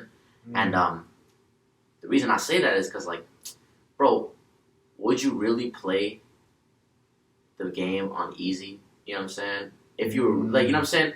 If all you had to do was click A, and then you get to the end of the game, like all you had to do in like Modern Warfare 2 was just click square, and then you just get to the end of the campaign and you become like 10th prestige, and you know what I'm saying, you get all the guns unlocked. If all you have to do is click one button, like those modders and shit, nigga, look what those niggas do.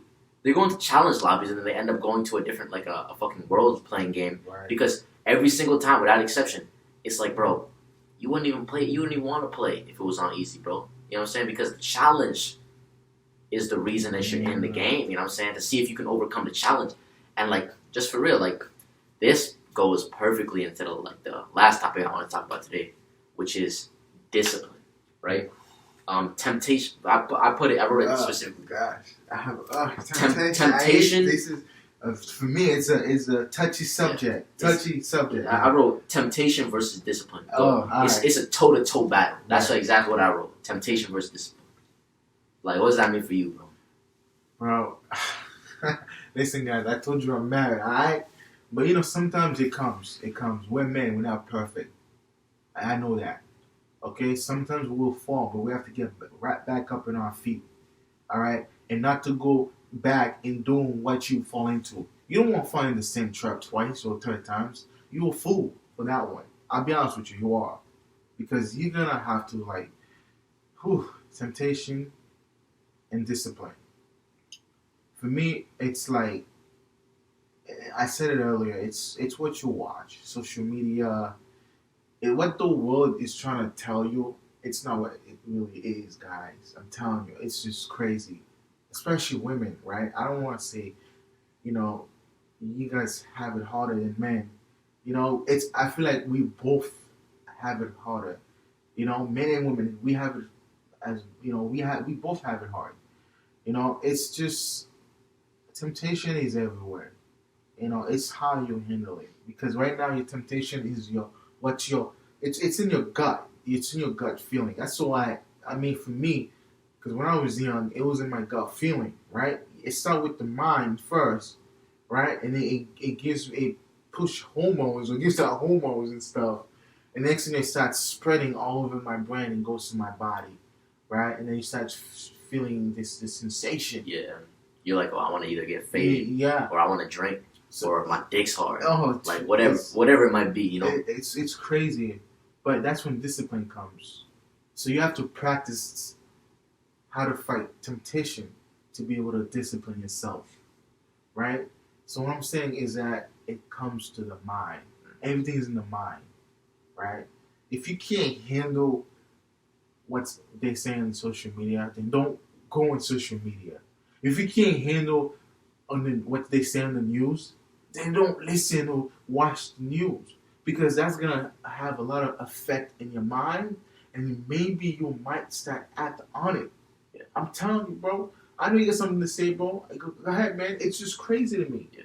No, how life is. Discipline wise, like this is why I don't have social media, because like I said, I don't know how you do it. I'm 110% in whatever I do, No social media. I delete my Snapchat. No social media, yo. Yeah, like the only social media I'm finna fuck with is for this podcast, and then that's not like we're not gonna be following pages with ass and pages with bitches half naked and you know what I'm saying, thirst traps and like you know what I'm saying, shit like that. It's gonna be for networking, and like what I'm gonna say is it's like everything else, it's a powerful tool, but it's like I gotta follow a couple. I know this nigga's wife is checking all his social media. I know this nigga's wife is looking at your likes and shit. I gotta unfollow a couple of girls and women I've been following years ago. See, that was years ago, but I haven't touched base. Anyway, go ahead, man. Go talk about transition. For me, like I said, me and Marty really different. Like we're different. We two different kids who grew up, I feel like, with the same heart. You know what I'm saying? Or just different experiences. So molded us different. But I feel like that's why we jostled, because we landed in similar positions of like you said, the mind, because at the end of the day, I'm like, just to be dead honest with you guys, not everyone is equal. Not everyone has the same level of mental strength. Some niggas fold at nothing, bro. Some niggas, when it really comes to crunch time and it really comes to like, wow, I'm gonna have to be in an uncomfortable situation or position for an extended period of time. Some niggas is like, damn, bro, I'm just gonna do what's comfortable. I'm just gonna do what I know best, Other niggas is like, fuck that. You know what I'm saying? I like to think me and Marty are the niggas who said fuck that, because shit, we're here talking to you. And for me, discipline in all aspects of your life is the most important. When you lose your morals, when you lose your wit, when you lose your intelligence, when you lose your physical strength, whatever it may be. Not to say you're going to lose them, but if and when that happens, what are you to fall back on? It's your discipline, God forbid you lose your morals, what I'm saying? That's the last thing you should ever, like pray to lose, but it's like your discipline. Your discipline will keep you dead fast in whatever you're doing, what I'm saying? Whether that's, like I said, we have different vices, everyone has them, what I'm saying? Everyone has them, and everyone has to have a different level of discipline. I see a lot of talk about like being high value man, right? And stuff like this. I'm not really too much on social media, but I do respect the message in certain ways. I don't really like how much they're downing certain women, but I do understand that the vast majority of women are like this. So I'll like, it makes sense to me why you say it like this, but I also don't like the lack of them addressing that there's an actual problem with how things are being marketed, if you know what I mean to say, like, for example, like my teacher, right, from what I found, it's not really like a education thing or like a scholastic thing, but it's more of like a spiritual teacher, like from where I'm from. He tell me like, you got to be really careful, because in a nutshell, it's like, whatever you see, like your eyes are the window to the soul, and like you absorb that without even really taking into consideration what you're absorbing and what you're internalizing in your subconscious. And just for real, like, I just it kind of irks me sometimes, I won't lie, when I think about all this, the subliminal shit. Like, my teacher told me, like, where I'm from, there's no psychologist, you know, there's no therapist. Because therapists, basically, they try to talk with God, you know what I'm saying?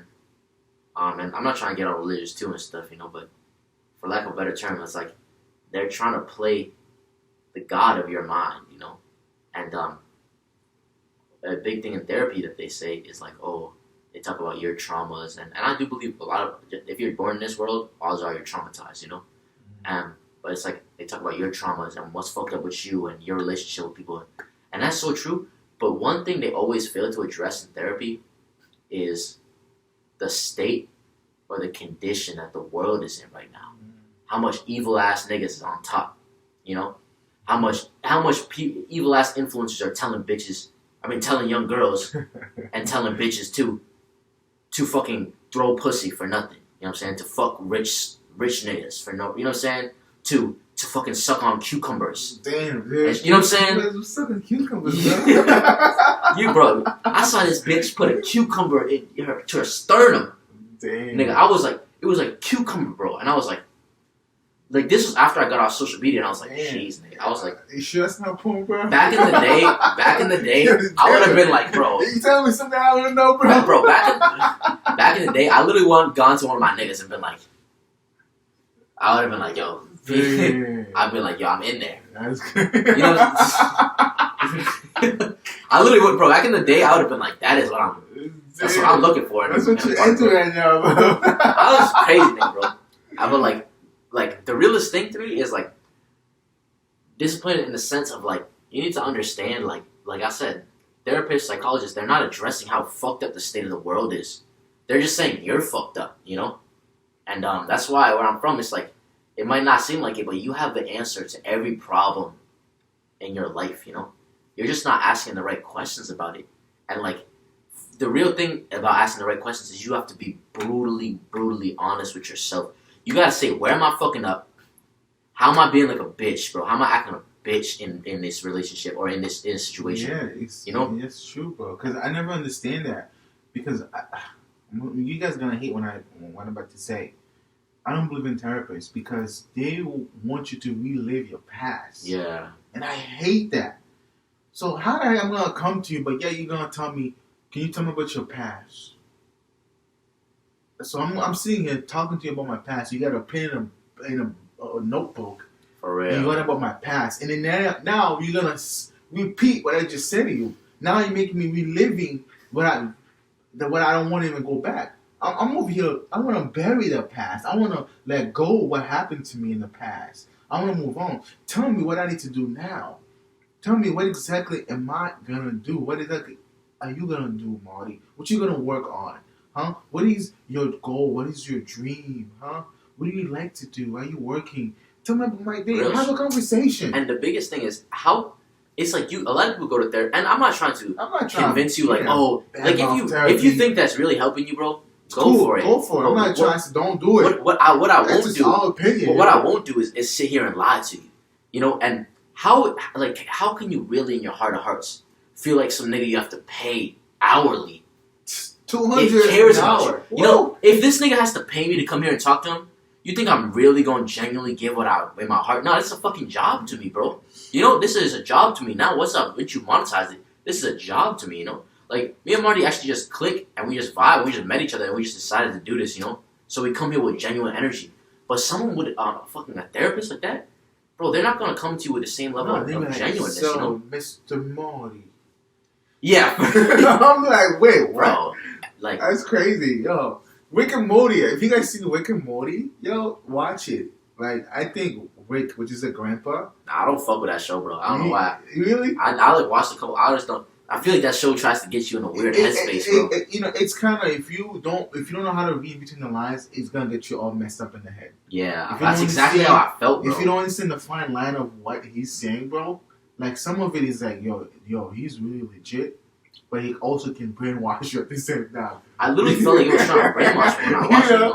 But yeah, for me, I watched that show because for me, there's nothing can't come and trying to overcome my mind and tell me, oh, do this and not do that. No, I'm my own man. I'm my own mindset. All right, everything I do is because I do it my own way because I'm like my mind, my body, everything is telling me, right?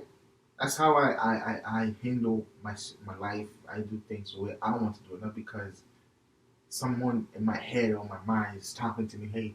Hey, you should do this. Hey, what are you doing? Don't do that. You know what I'm saying? Because you are your own. You are your own man and woman creating a way.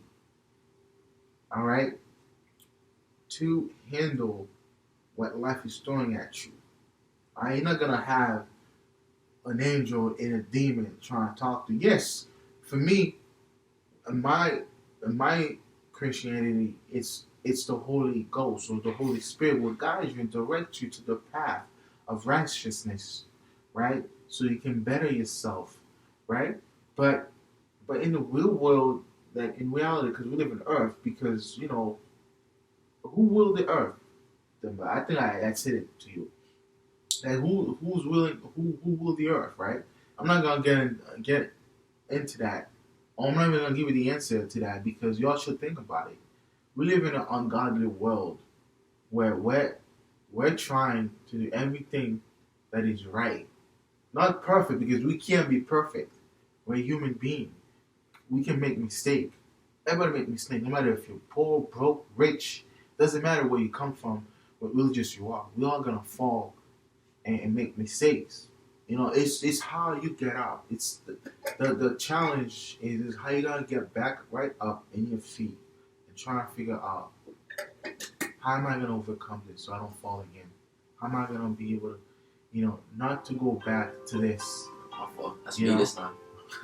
It's just crazy to me, and y'all gotta really gotta think deep. Because I did mention Rick and Morty because there's a lot of truth into what he says. Same thing with The Simpsons and the family or whatever it is. I watch it because it's funny. I don't watch it because I don't take it serious because it is what it is. We live in a world where it is governed by somebody, right? Yeah. Who wants to teach us that freedom of speech and everything else, the American dream, which is cool, which is fine. And we're not out here on some conspiracy shit, but like at the same time, it's like I think we can all agree that this world is governed by somebody who most likely does not have your best intentions, And so like regardless of what position you are in life, unless you're like fucking one of the top people in controlling these hedge funds and banking systems and corporations, it's like, bro, we can all agree like, yeah, it would probably be lucrative for some other nigga if you weren't successful and if you weren't able to produce for yourself. Right. You know what I'm saying? If you weren't disciplined in yourself and going straight back to it, it's like I see all this stuff about how to value man and stuff like this. And like I said, like the reason I brought up that whole thing about therapy is because when I was looking at it, it's like most of the things we're talking about, fucking either downing people, downing women, downing men, and nah. I totally agree. You gotta give niggas hard truth. You gotta be like, yo, you're fucking up, bro. Yo, you're toxic. Yo, you're overweight. Yo, whatever it is, you're unhealthy. Like, because a lot of times people don't really spit out the Kool-Aid until they get a bitter taste in their mouth, right. And like, what I'm getting at though, the reason why I have any sort of problem with it isn't because of how the message is conveyed. It's because of the lack of, I would say, background. The lack of discernment to be able to say like, wow, like you were raised in evil. You know what I'm saying?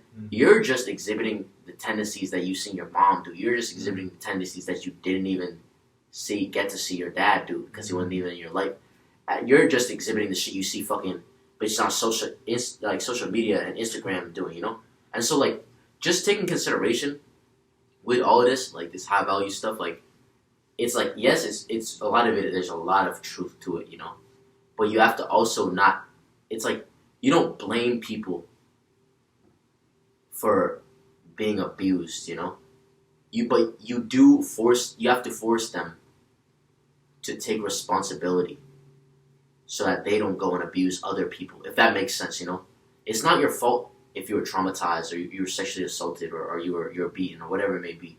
But it is your responsibility to deal with that trauma in your own way, you know what I'm saying? Not put it on someone else you have to pay so that you not only get the answer to it wasn't your fault that happened, and so on top of everything, you don't go and continue that cycle and hurt somebody else. And going to the high value man thing, it's like the reason why that's a very important thing, and I'm glad it's being discussed today, is because discipline, more than any sort of how much money you make, I totally agree. It's definitely with how much money you make, for sure. Like your intelligence, like your ability, like your resourcefulness. I guess your confidence, your assertiveness, whatever it may be. Like all those, I think all the things they're saying are true about high value men. But what I will say, without a doubt, is the most important part of being high value or being considered high value of any sort is discipline. Is discipline. I wrote down here. Let me read you guys off of the type of disciplines that I'm talking about. These are the 3 or 4 that I wanted to see what you thought about. Sexual discipline, dietary discipline, physical discipline, and the biggest all-encompassing one I wrote, emotional discipline. I like that one. I like the last one. Yeah. So let's start backwards. You know what I'm saying? So emotional discipline.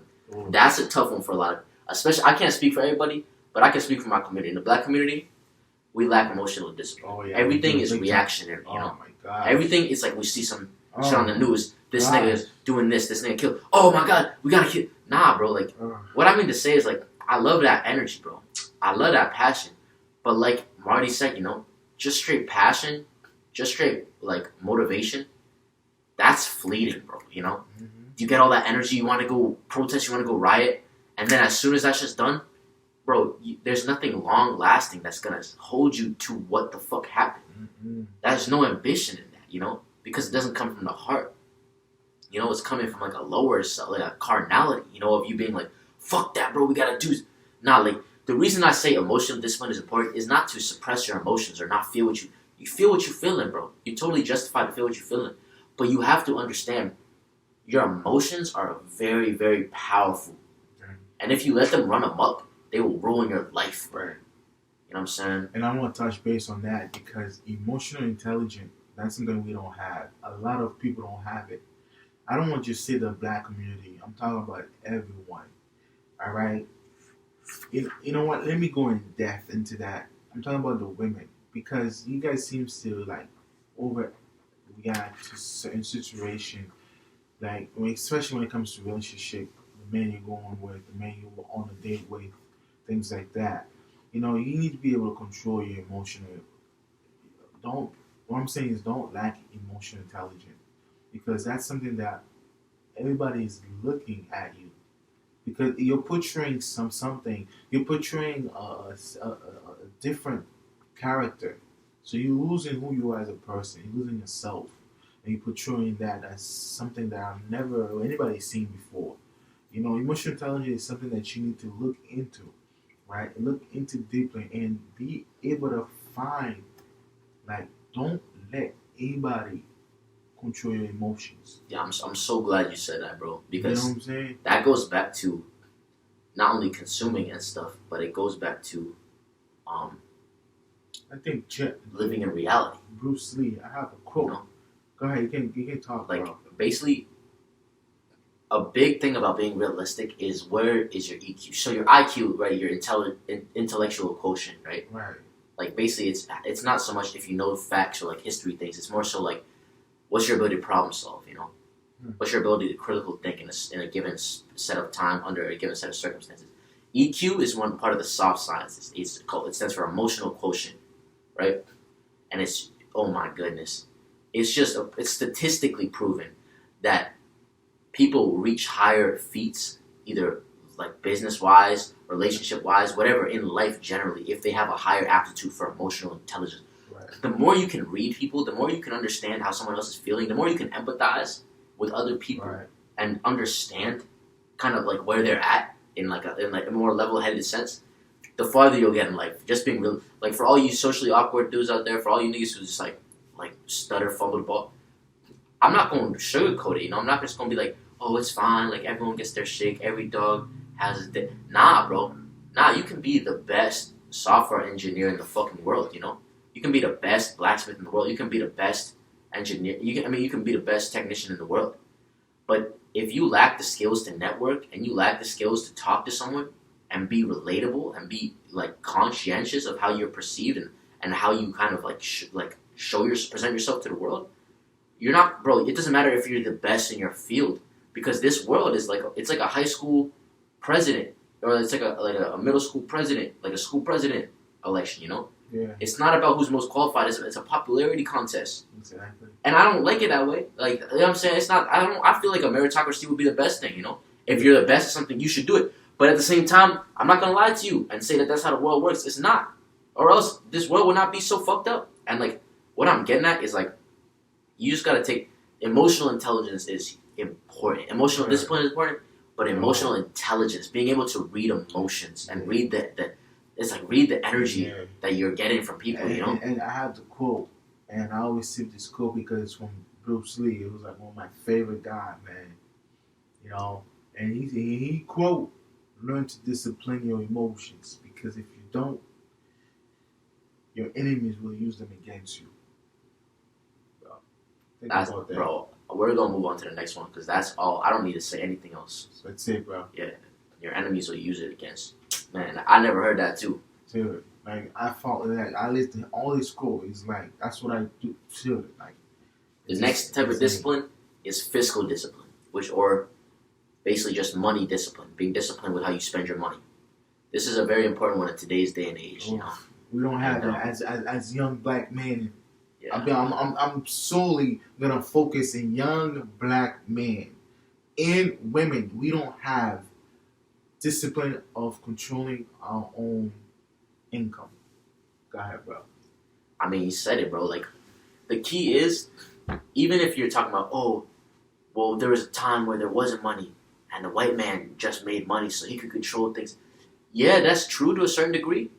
And I do understand how the banking system, like, don't get it, like, I understand how the banking system are redlining people. I understand how it's unfair. They're giving out loans unfairly. But let's just take it even to, like, if you're saying, oh, there's ancient time, let's take it to the primordial waters. You know what I'm saying? Let's take it even back. In a time where money wasn't a thing, it was a bartering system. You still would have to have been not only intelligent, but you would have to have been resourceful with your resource allocation. With, you know what I'm saying? With how you give out your resources, like your opportunity cost, how you spend things, what you gain, how much energy you put into either harvesting a certain field, either building a certain crop, taking care of certain livestock, whatever it is. You know what I'm saying? So it's a discipline of the ages. You know what I'm saying? It's not something that gets old. You know what I'm saying? It's something that it's refined with age, and so it's really just a different setting and how you're able to adapt into it. And I won't lie, it is difficult as young black kids. You know what I'm saying? It's difficult because there's no one really in our life talking to us about fiscal responsibility. Not even in school. Especially, bro, in school, if anything, they want you far away from that. Exactly. You know what I'm saying? They don't want us to succeed, yo. Yeah. It's all good, though, because I'm not going to hate. Why would I hate? Why would I waste my time to hate where I could actually try to come up with a plan and to kill or eliminate this I call it a generation curse, whereas young black men and women don't have the money or the resources that we want, but yet I'm not trying because I'm not trying to say hey white, black and things like no. It's just when it comes to like black men and women don't have the resources or the network or even the knowledge or the discipline to how to save money or where to put the money in. Exactly. How to invest the money. Instead of living a paycheck. Yeah, we all live. I'm not gonna lie, I live paycheck to paycheck. I gotta be smart with my money. I gotta invest. It ain't gonna be much, but in the long run, it's gonna increase. So I want to ask this question to the viewers: how many of you guys every single month break down a financial statement for your whole month, or even some people do it for a year, but I like to do it for a month, right? I do it a month. I'm not gonna lie. do a financial breakdown, see how much I've spent and how much I've saved, exactly, bro. And more than even your savings and spendings, look at what you're spending. I'm a control freak on that. You know, my wife hate it. I'm a control freak, bro. You gotta look how much do you spend on groceries, how much do you spend on rent and heat and water, how much do you spend on your car payment if you have one, how much do you spend on Do you even have emergency funds? Yeah, you know what I'm saying? How much do you spend on miscellaneous things or things to keep you interacted and engaged and having like an optimistic outlook on things, you know, to keep your spirits up, because those are essential too. Yeah. And what I'm getting at is like monetary discipline, fiscal discipline is very important if you want to become quote unquote high value. You know what I'm saying? Because if you're just frivolously spending, if you just go to the club, spend $300-$400 on a bottle for no reason, just to impress a bunch of niggas, it's like you're not thinking that $300-$400 could have bought you a course to learn a trade or some shit. You know, that $300-$400 could have bought you some, like you could have invested in drop shipping or something to make you more money to get back, like whatever it may be. You got to think of everything as an asset and a liability. And I think this is what's very much so lost on our generation, is that we look at a lot of liabilities as assets, right? Like a lot of kids my age, they looking at these shoes like an asset, bro. These just took like $100-something out my pocket. And now what's the asset? What does that bring to me? Oh, now I'm styling. Now I'm walking down the strip. Now bitch is looking at me a little different. You know what I'm saying? Yeah, no investment coming in. That's not an asset, bro. You know? That's just, if anything, I would even question that's sort of a liability, because that's probably going to bring even more frivolous, materialistic energy into my life. That's going to bring shorties who are only fucking with me because I'm wearing the J's, you know? And like, I'll talk more about like the Jordan complex, and that's something I like term myself, you know? But like, I'll talk about that later. But moving on to the next one, there's anything else you want to say about the money? You know, honestly, I just want to say one thing. It's pretty simple. I'm gonna make it quick and short. It's the breakdown on the emergency funds. Because I'm not gonna lie to you. I mean, if you guys looking at us right now, right? Do we look rich still? Yeah, we might look. We look decent. Nigga, we look good, but we don't look rich. But we're not rich. You know, we don't have that kind of money, old money, new money. You know, we don't have that. But what we have is smart money. I call it smart money. What that is for me is like, I'm learning. I just started, alright?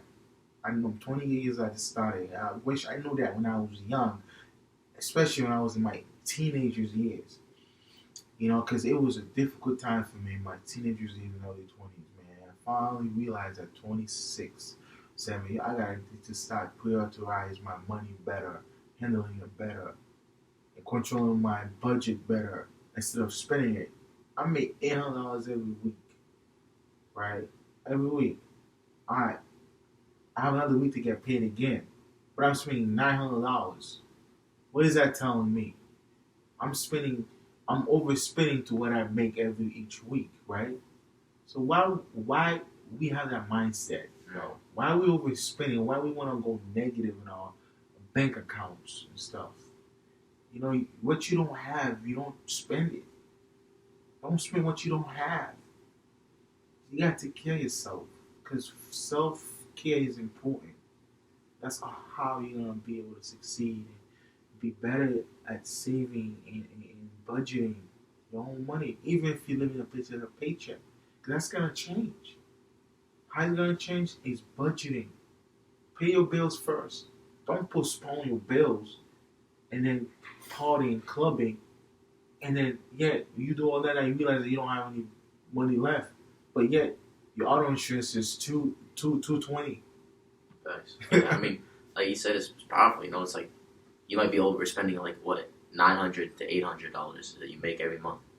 And that $100 adds up. It might not seem like a lot at once, but it adds up. $100 a year, each month. That's $1,200. You know what I'm saying? Charge you interest when you overspend in your account. I don't want to touch base on that, but they do. They charge you. When I used to have Bank of America, I had all the different type of bank. I remember this one bank, Citizen Bank. Every time I overspend or I'm negative, they charge me $30. every day I'm negative, bro. See, it's small things like that where you be like, oh, it's just $30. But at the same time, it's like, damn. I think I even messed up on the math. You said $800 a week, right? Yeah. Yeah. So $100 a week. That's $400 a month. That's $4,800 every year. So think about what you could do with $4,800. You could buy a whole semester of college courses. I mean, I'm not saying you got to go to college, but I'm saying if you want to better yourself in certain ways, you do have to get education, and you don't have to go to college to get it, but you do got to spend some sort of money or something. You got to bring some sort of value. Find other routes, other alternatives to make more money on what you make already. Yeah, exactly. And that's how you're gonna budget. That's how you want to buy what you want to buy. It's really about being conscious. Right. You know, you don't have to be perfect just to start it, but it's like at least get conscious. Most niggas don't even know that they're overspending, you know, until they do their finance sheet, their financial breakdown, you know, on a monthly. Most niggas don't even know. They're like, damn, bro, like I'm in the red, you know. I'm going over on my budget every single week, every single day. Crazy, and like here, I'll move on though because that's a deep topic. Yeah. But the next one we're gonna talk about is dietary discipline. We're gonna do a whole thing on this.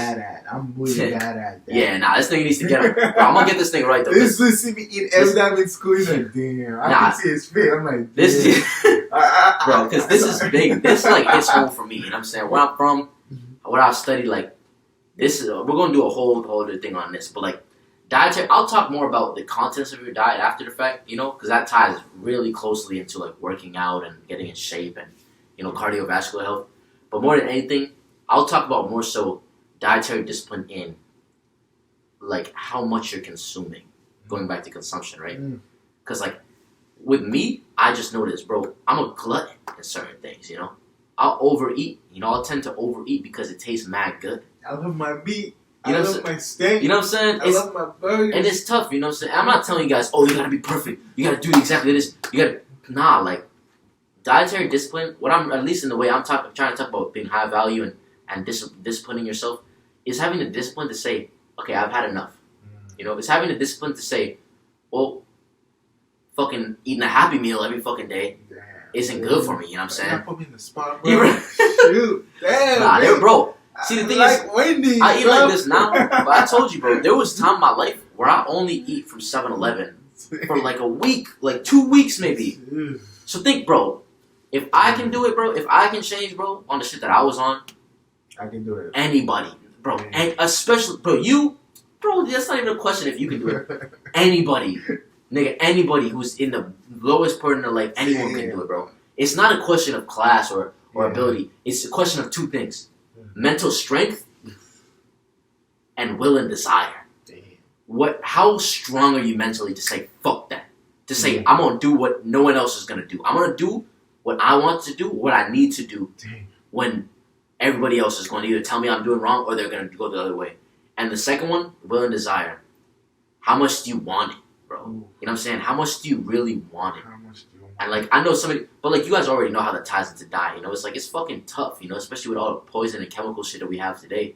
You know, I just love to eat. You know? Yeah, I'm hungry right now. Same, bro. I need to eat. And like I'll tell you guys more about the diet later.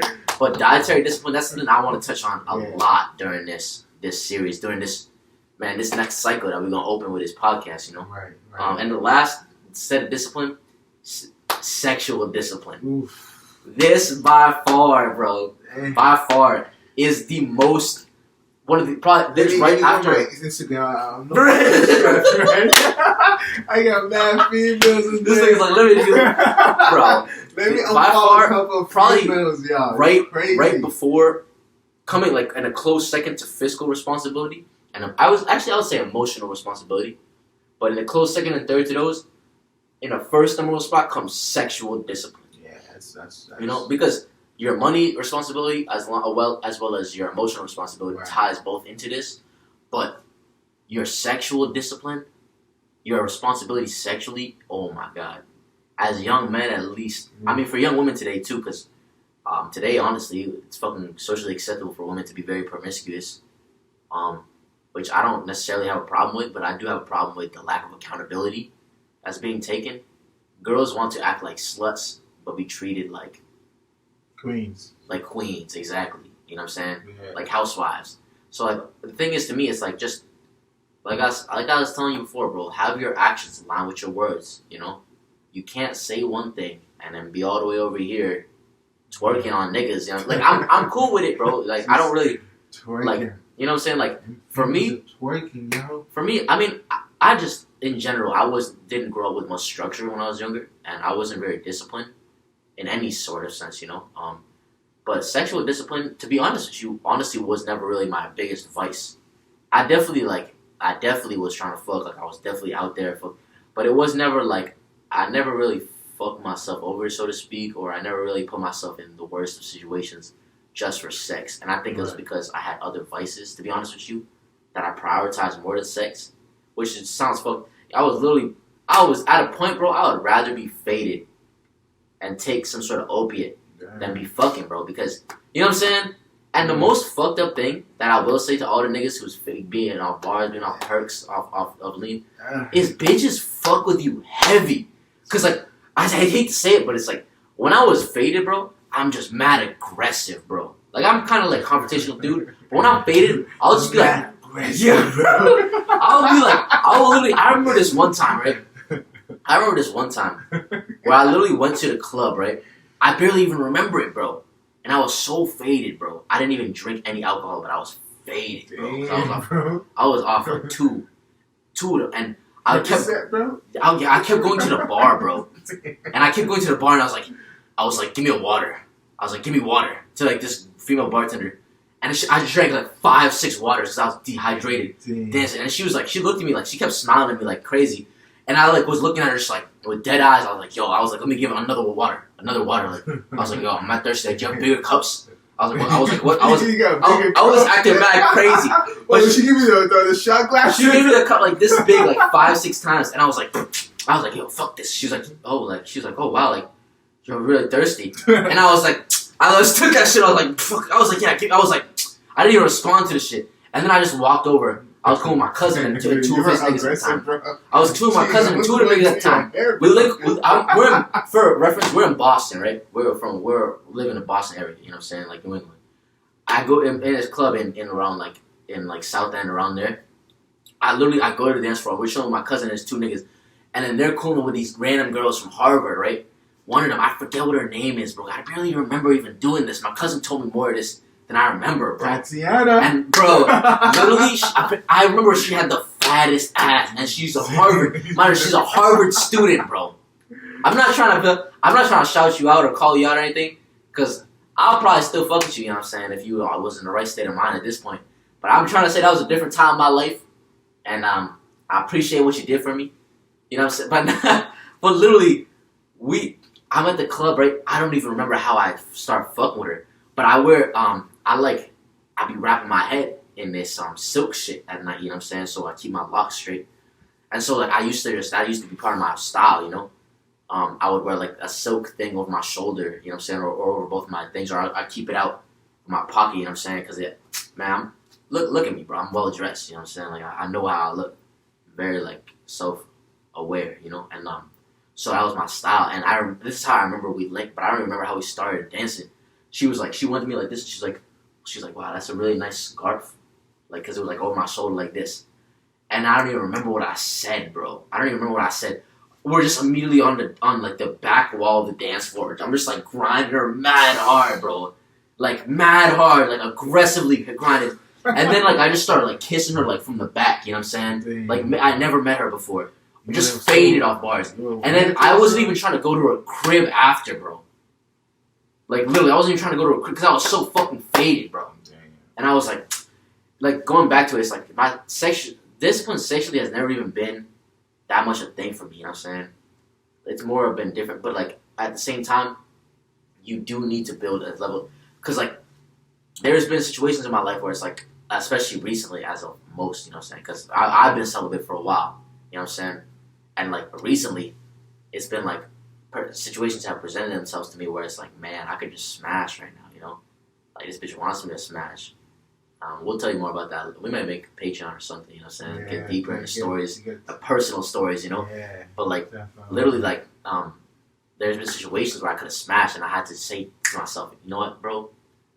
Everything I stand for, everything I work for in my life, this shorty's not worth it. Like, no disrespect to her and shit, but like, the shorty's not worth me. You know, or really, a better way to say it is, I'm worth it. You know what I'm saying? I'm a lot more worth than just doing some shit because I'm feeling like it, because I'm not in control of my emotions. Going back to that, and like sexual discipline, at least for me, speaks volumes because your sexual drive, like your libido and your sexual desires, are one of the most difficult things to handle, especially in a temptation sense, because especially in the climate we live in today. But that's just like, even I'm not even gonna go to like, oh, it's like we live in a fucked society, like I was talking with a therapist. More so, that's an innate animalistic desire that we evolved. You know what I'm saying? To even carry on our lineage is to just fuck, bro. You know what I'm saying? So it makes absolute sense that you would want to be fucking anything that's fucking moving and has a semblance of good looks. You know? And so like as men, like as young, like women, it's a little different because women need like more of an emotional attachment to have sex. Right. But at least for young men, I can tell you like that's a tough one to get under reps. You know? Yeah. It's crazy. You know, I mean, sexual. You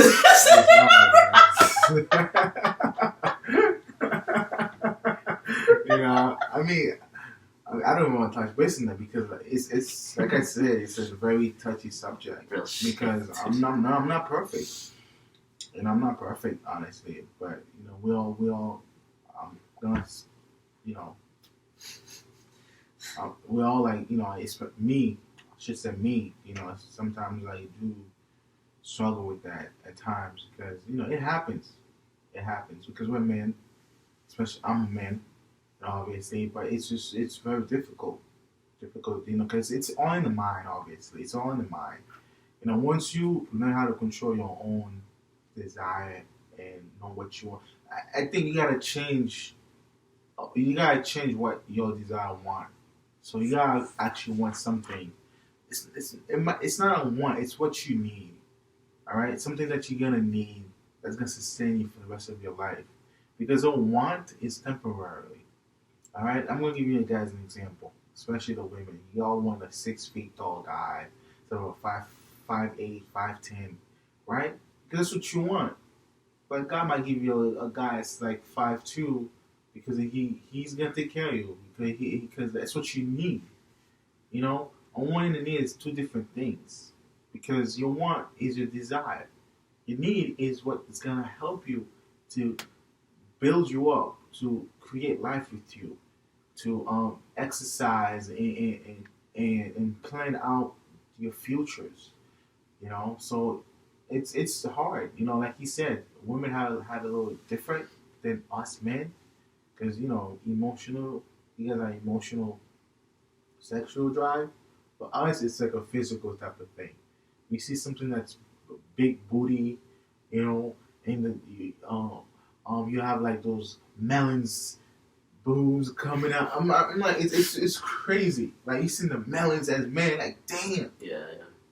I mean, one thing I wanted to ask you: do you think it's harder for men to be sexual disciplined or women? They say I was reading. This is what I saw. Something I was reading something. It says women are more sexual driven than men. I believe that for sure. That's what I was. If you ever fuck with a bitch and you fuck with her just right, like you'll unlock this like inner freak in her, bro. That like you'll be like I remember the first time I did it myself. I was like, I was thinking, I mean, of course I'm not gonna be like. Wait, judging the bitch. So what do you mean do it to yourself? No, like right? I remember. No, I did it myself. You know, like when I did it myself, to like, you know what I'm saying. When I unlocked the freak in the bitch, I was like, okay. Of course, I'm not gonna be judging the bitch and be like, oh shit, like you crazy. But in my mind, bro, I was like, this bitch is crazy. I was like, this bitch. I was like, this bitch is like a demon out here, bro. Like this bitch is moving like a demon. Stop, dude. I know. No, it's just crazy, dude. Like, I mean, there's nothing crazy about it. You just have to be able to find. Instead of your want, try to figure out what you need. That's gonna be able to sustain you for the rest of your life. That's a good way to stay disciplined too. You know, so it's all about in the mind, guys. Yeah, me personally, I think it's a nuanced question that I asked, right? And that's why I was trying to fuck this nigga up. I feel like I always get tripped with this question, bro. It's crazy. Men, it's I think it's easier to be sexually disciplined as a man today, and I think it's a lot harder to be sexually disciplined as a woman. And mind you, that might sound crazy, because but think about it, right? Women can fuck basically almost any. If you're an attractive woman, if you're over like a 6 or 7, you can fuck basically almost any nigga you want to fuck. Like if me or Marty go into a club and we go up to like even a mug shorty, you know what I'm saying, and we're like, yo, let's go fuck right now.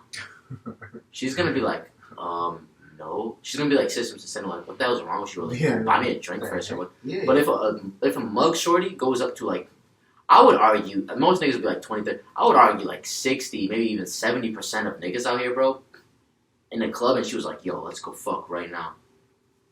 Majority of niggas gonna be like, where? Where we going? Where we gonna go? Because women have a lot more access to sex in a lot of ways, like innocent. And the reason I say today, and I'm not trying to make this all fucking crazy and like all creepy, but like back in the day, a lot of sex wasn't consensual, you know what I'm saying? And it's fucked up to say like that, but like, it's true. So like back in the day, honestly, it was probably more difficult for a man to be sexually disciplined. Right. Because if he sees something, like he sees those melons, or he's attacking that shit, he's gonna attack that shit. He's gonna kill. He's gonna pillage your village. Literally, like I say it like that. He's gonna pillage your village. You know what I'm saying? Nigga, he's gonna run in, and like that's one big thing with me. You know what I'm saying? Like everything I expect. I'll talk more about that probably on some deeper time. But like if it turns into some shit, if we're riding through, we're coming, we're looting, we're ransacking niggas' villages. Bro, me and my niggas, bro, we're not raping. Like, that's the one thing that's off the table. We can take shit, we can kill people, bro, whatever it is. We're not raping nobody, bro. Right. Because that shit, for me, bro, you can't intercept will. We're not Vikings. Yeah, you know what I'm saying? We're not Vikings. You can't intercept will, Like, that's the deepest thing to me. You can't intercept somebody's will. For me, that's pure evil. When you try to force your will on somebody else, whether that be consciously or covertly, you're sick, bro. Yeah, your mind's all like twisted. You're working with evil, Yeah. And like the reason I say it today too is because now, like a girl, bro, average women have like at least 20 to 30 dudes hitting them up on either social media or their phone, and the average out of those 20 to 30 dudes, probably about like 4 or 5 of them niggas is almost in there. 3 of them niggas definitely in there for sure. And then about like 10 of the niggas in the background is like working their way up up the ladder, you know what I'm saying? When one nigga gets kicked off. It's a competition. And so what I will say is the reason why it's easier for men to be more sexually disciplined, and it's kind of like a shitty answer, but it's like it's not by choice. Most niggas out here are fucking, what is the incel, incel, like they're involuntarily celibate. Yeah. Yeah, especially like, I'm not trying to, demonize like you guys don't have games and stuff like that. It's just because nowadays it's like my boy, we talked about it, social media and stuff. We hide ourselves in a little computer. Now we're doing. I mean, I don't want to talk about how I met my wife. That's some different time. But I just want to say that you just gotta be able to. So what I'm trying to point out is sometimes you need to, like, especially men, like, it's harder to get women nowadays. Oh, because they're 100%. They're looking for something. They're looking for a man who got it all. You got a car, you got a nice jet, a nice house, right? Materialistic things. I think that's what women nowadays are looking for. No matter what age they are, young or middle age or you're old. Because they need some type of a security. That's the reason why these men out there who got game, okay, and don't have money, women tends to chase them because they call them the bad boy, right? The bad boys, the pretty boys, right? For me, it was different. Like, I just want to say this, I had he's not my friend anymore, but he was a pretty boy, because all he does is just stand there in the club, his foot in the back, and just women was just capricious, dude. Well, I'm over here trying, do my thing and say some sweet words and be nice with it, be smooth, man, how we doing? I do the grab and pull. That was like my type of game. His game was just straight chilling in the wall. Bitches come up to him. And then the women would come up to him. I mean, shit, if it works, it works. You know what I'm saying? You know what I'm saying? So this type of dude that women go type for, And did he have it all? No. Honestly, he was driving my car or my cousin's car. He didn't even have a car. He didn't have his own crib. I had my own car, I had my own crib. But yeah, I had to work my way up. Yeah. And be smooth and dress a certain way, smell good.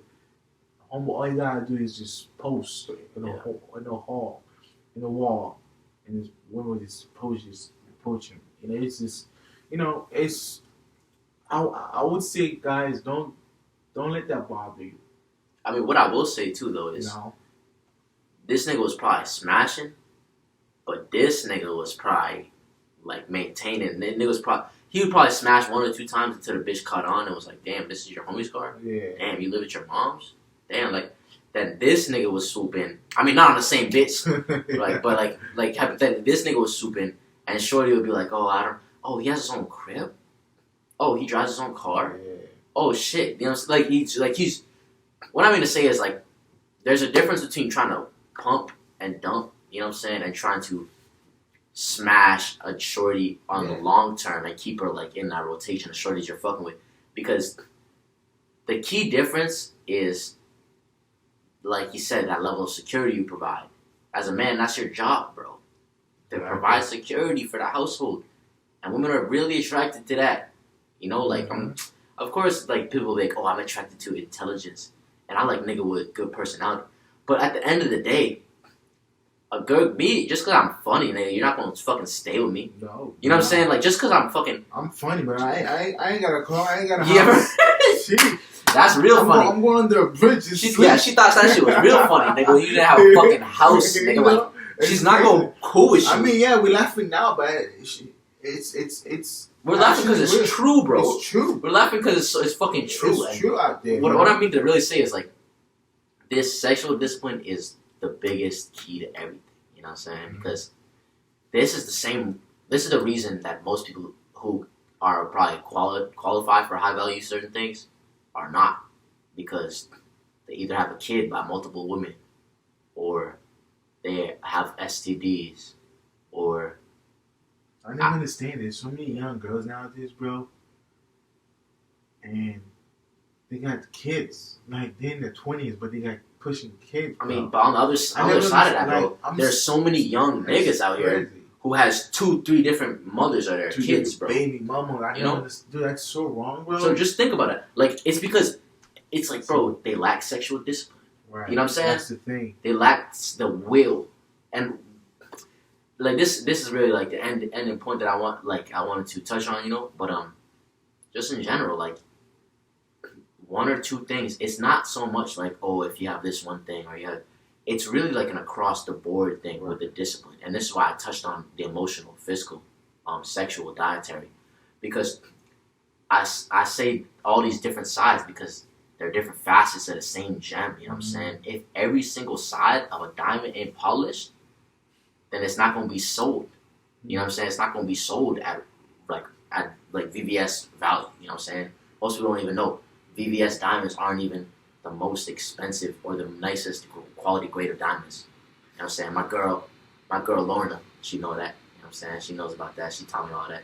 She's a real one. You know what I'm saying? But nah, no bullshit. Shout out to you, Lorna.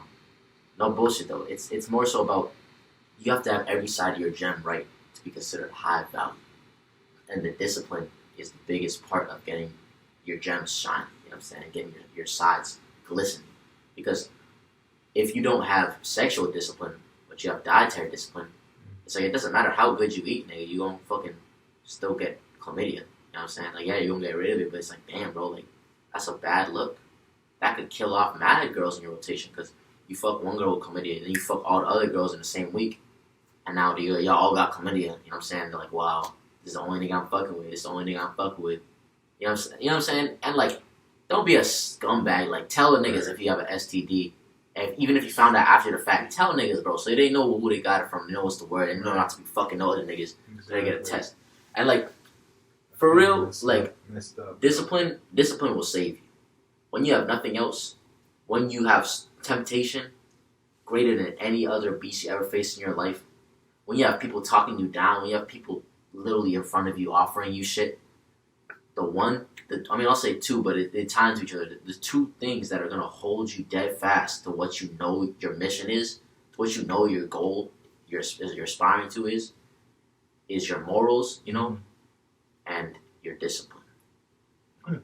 Wow. Yeah, so you got any more on the list, bro? Nah, that was everything. I would want to thank y'all for watching, especially if you made it this far into the video. We appreciate your time for watching this. We didn't mean to make it this long. Like I said, this is just a podcast. I wonder how long this shit been, honestly. But hopefully, hear some positive feedback. 2 hours. Positive feedback from you guys. I really appreciate you guys to listening to us out here. We haven't come up with a name yet, though, right? We haven't come up with a name? Yeah. Not yet, because it's just our first runs.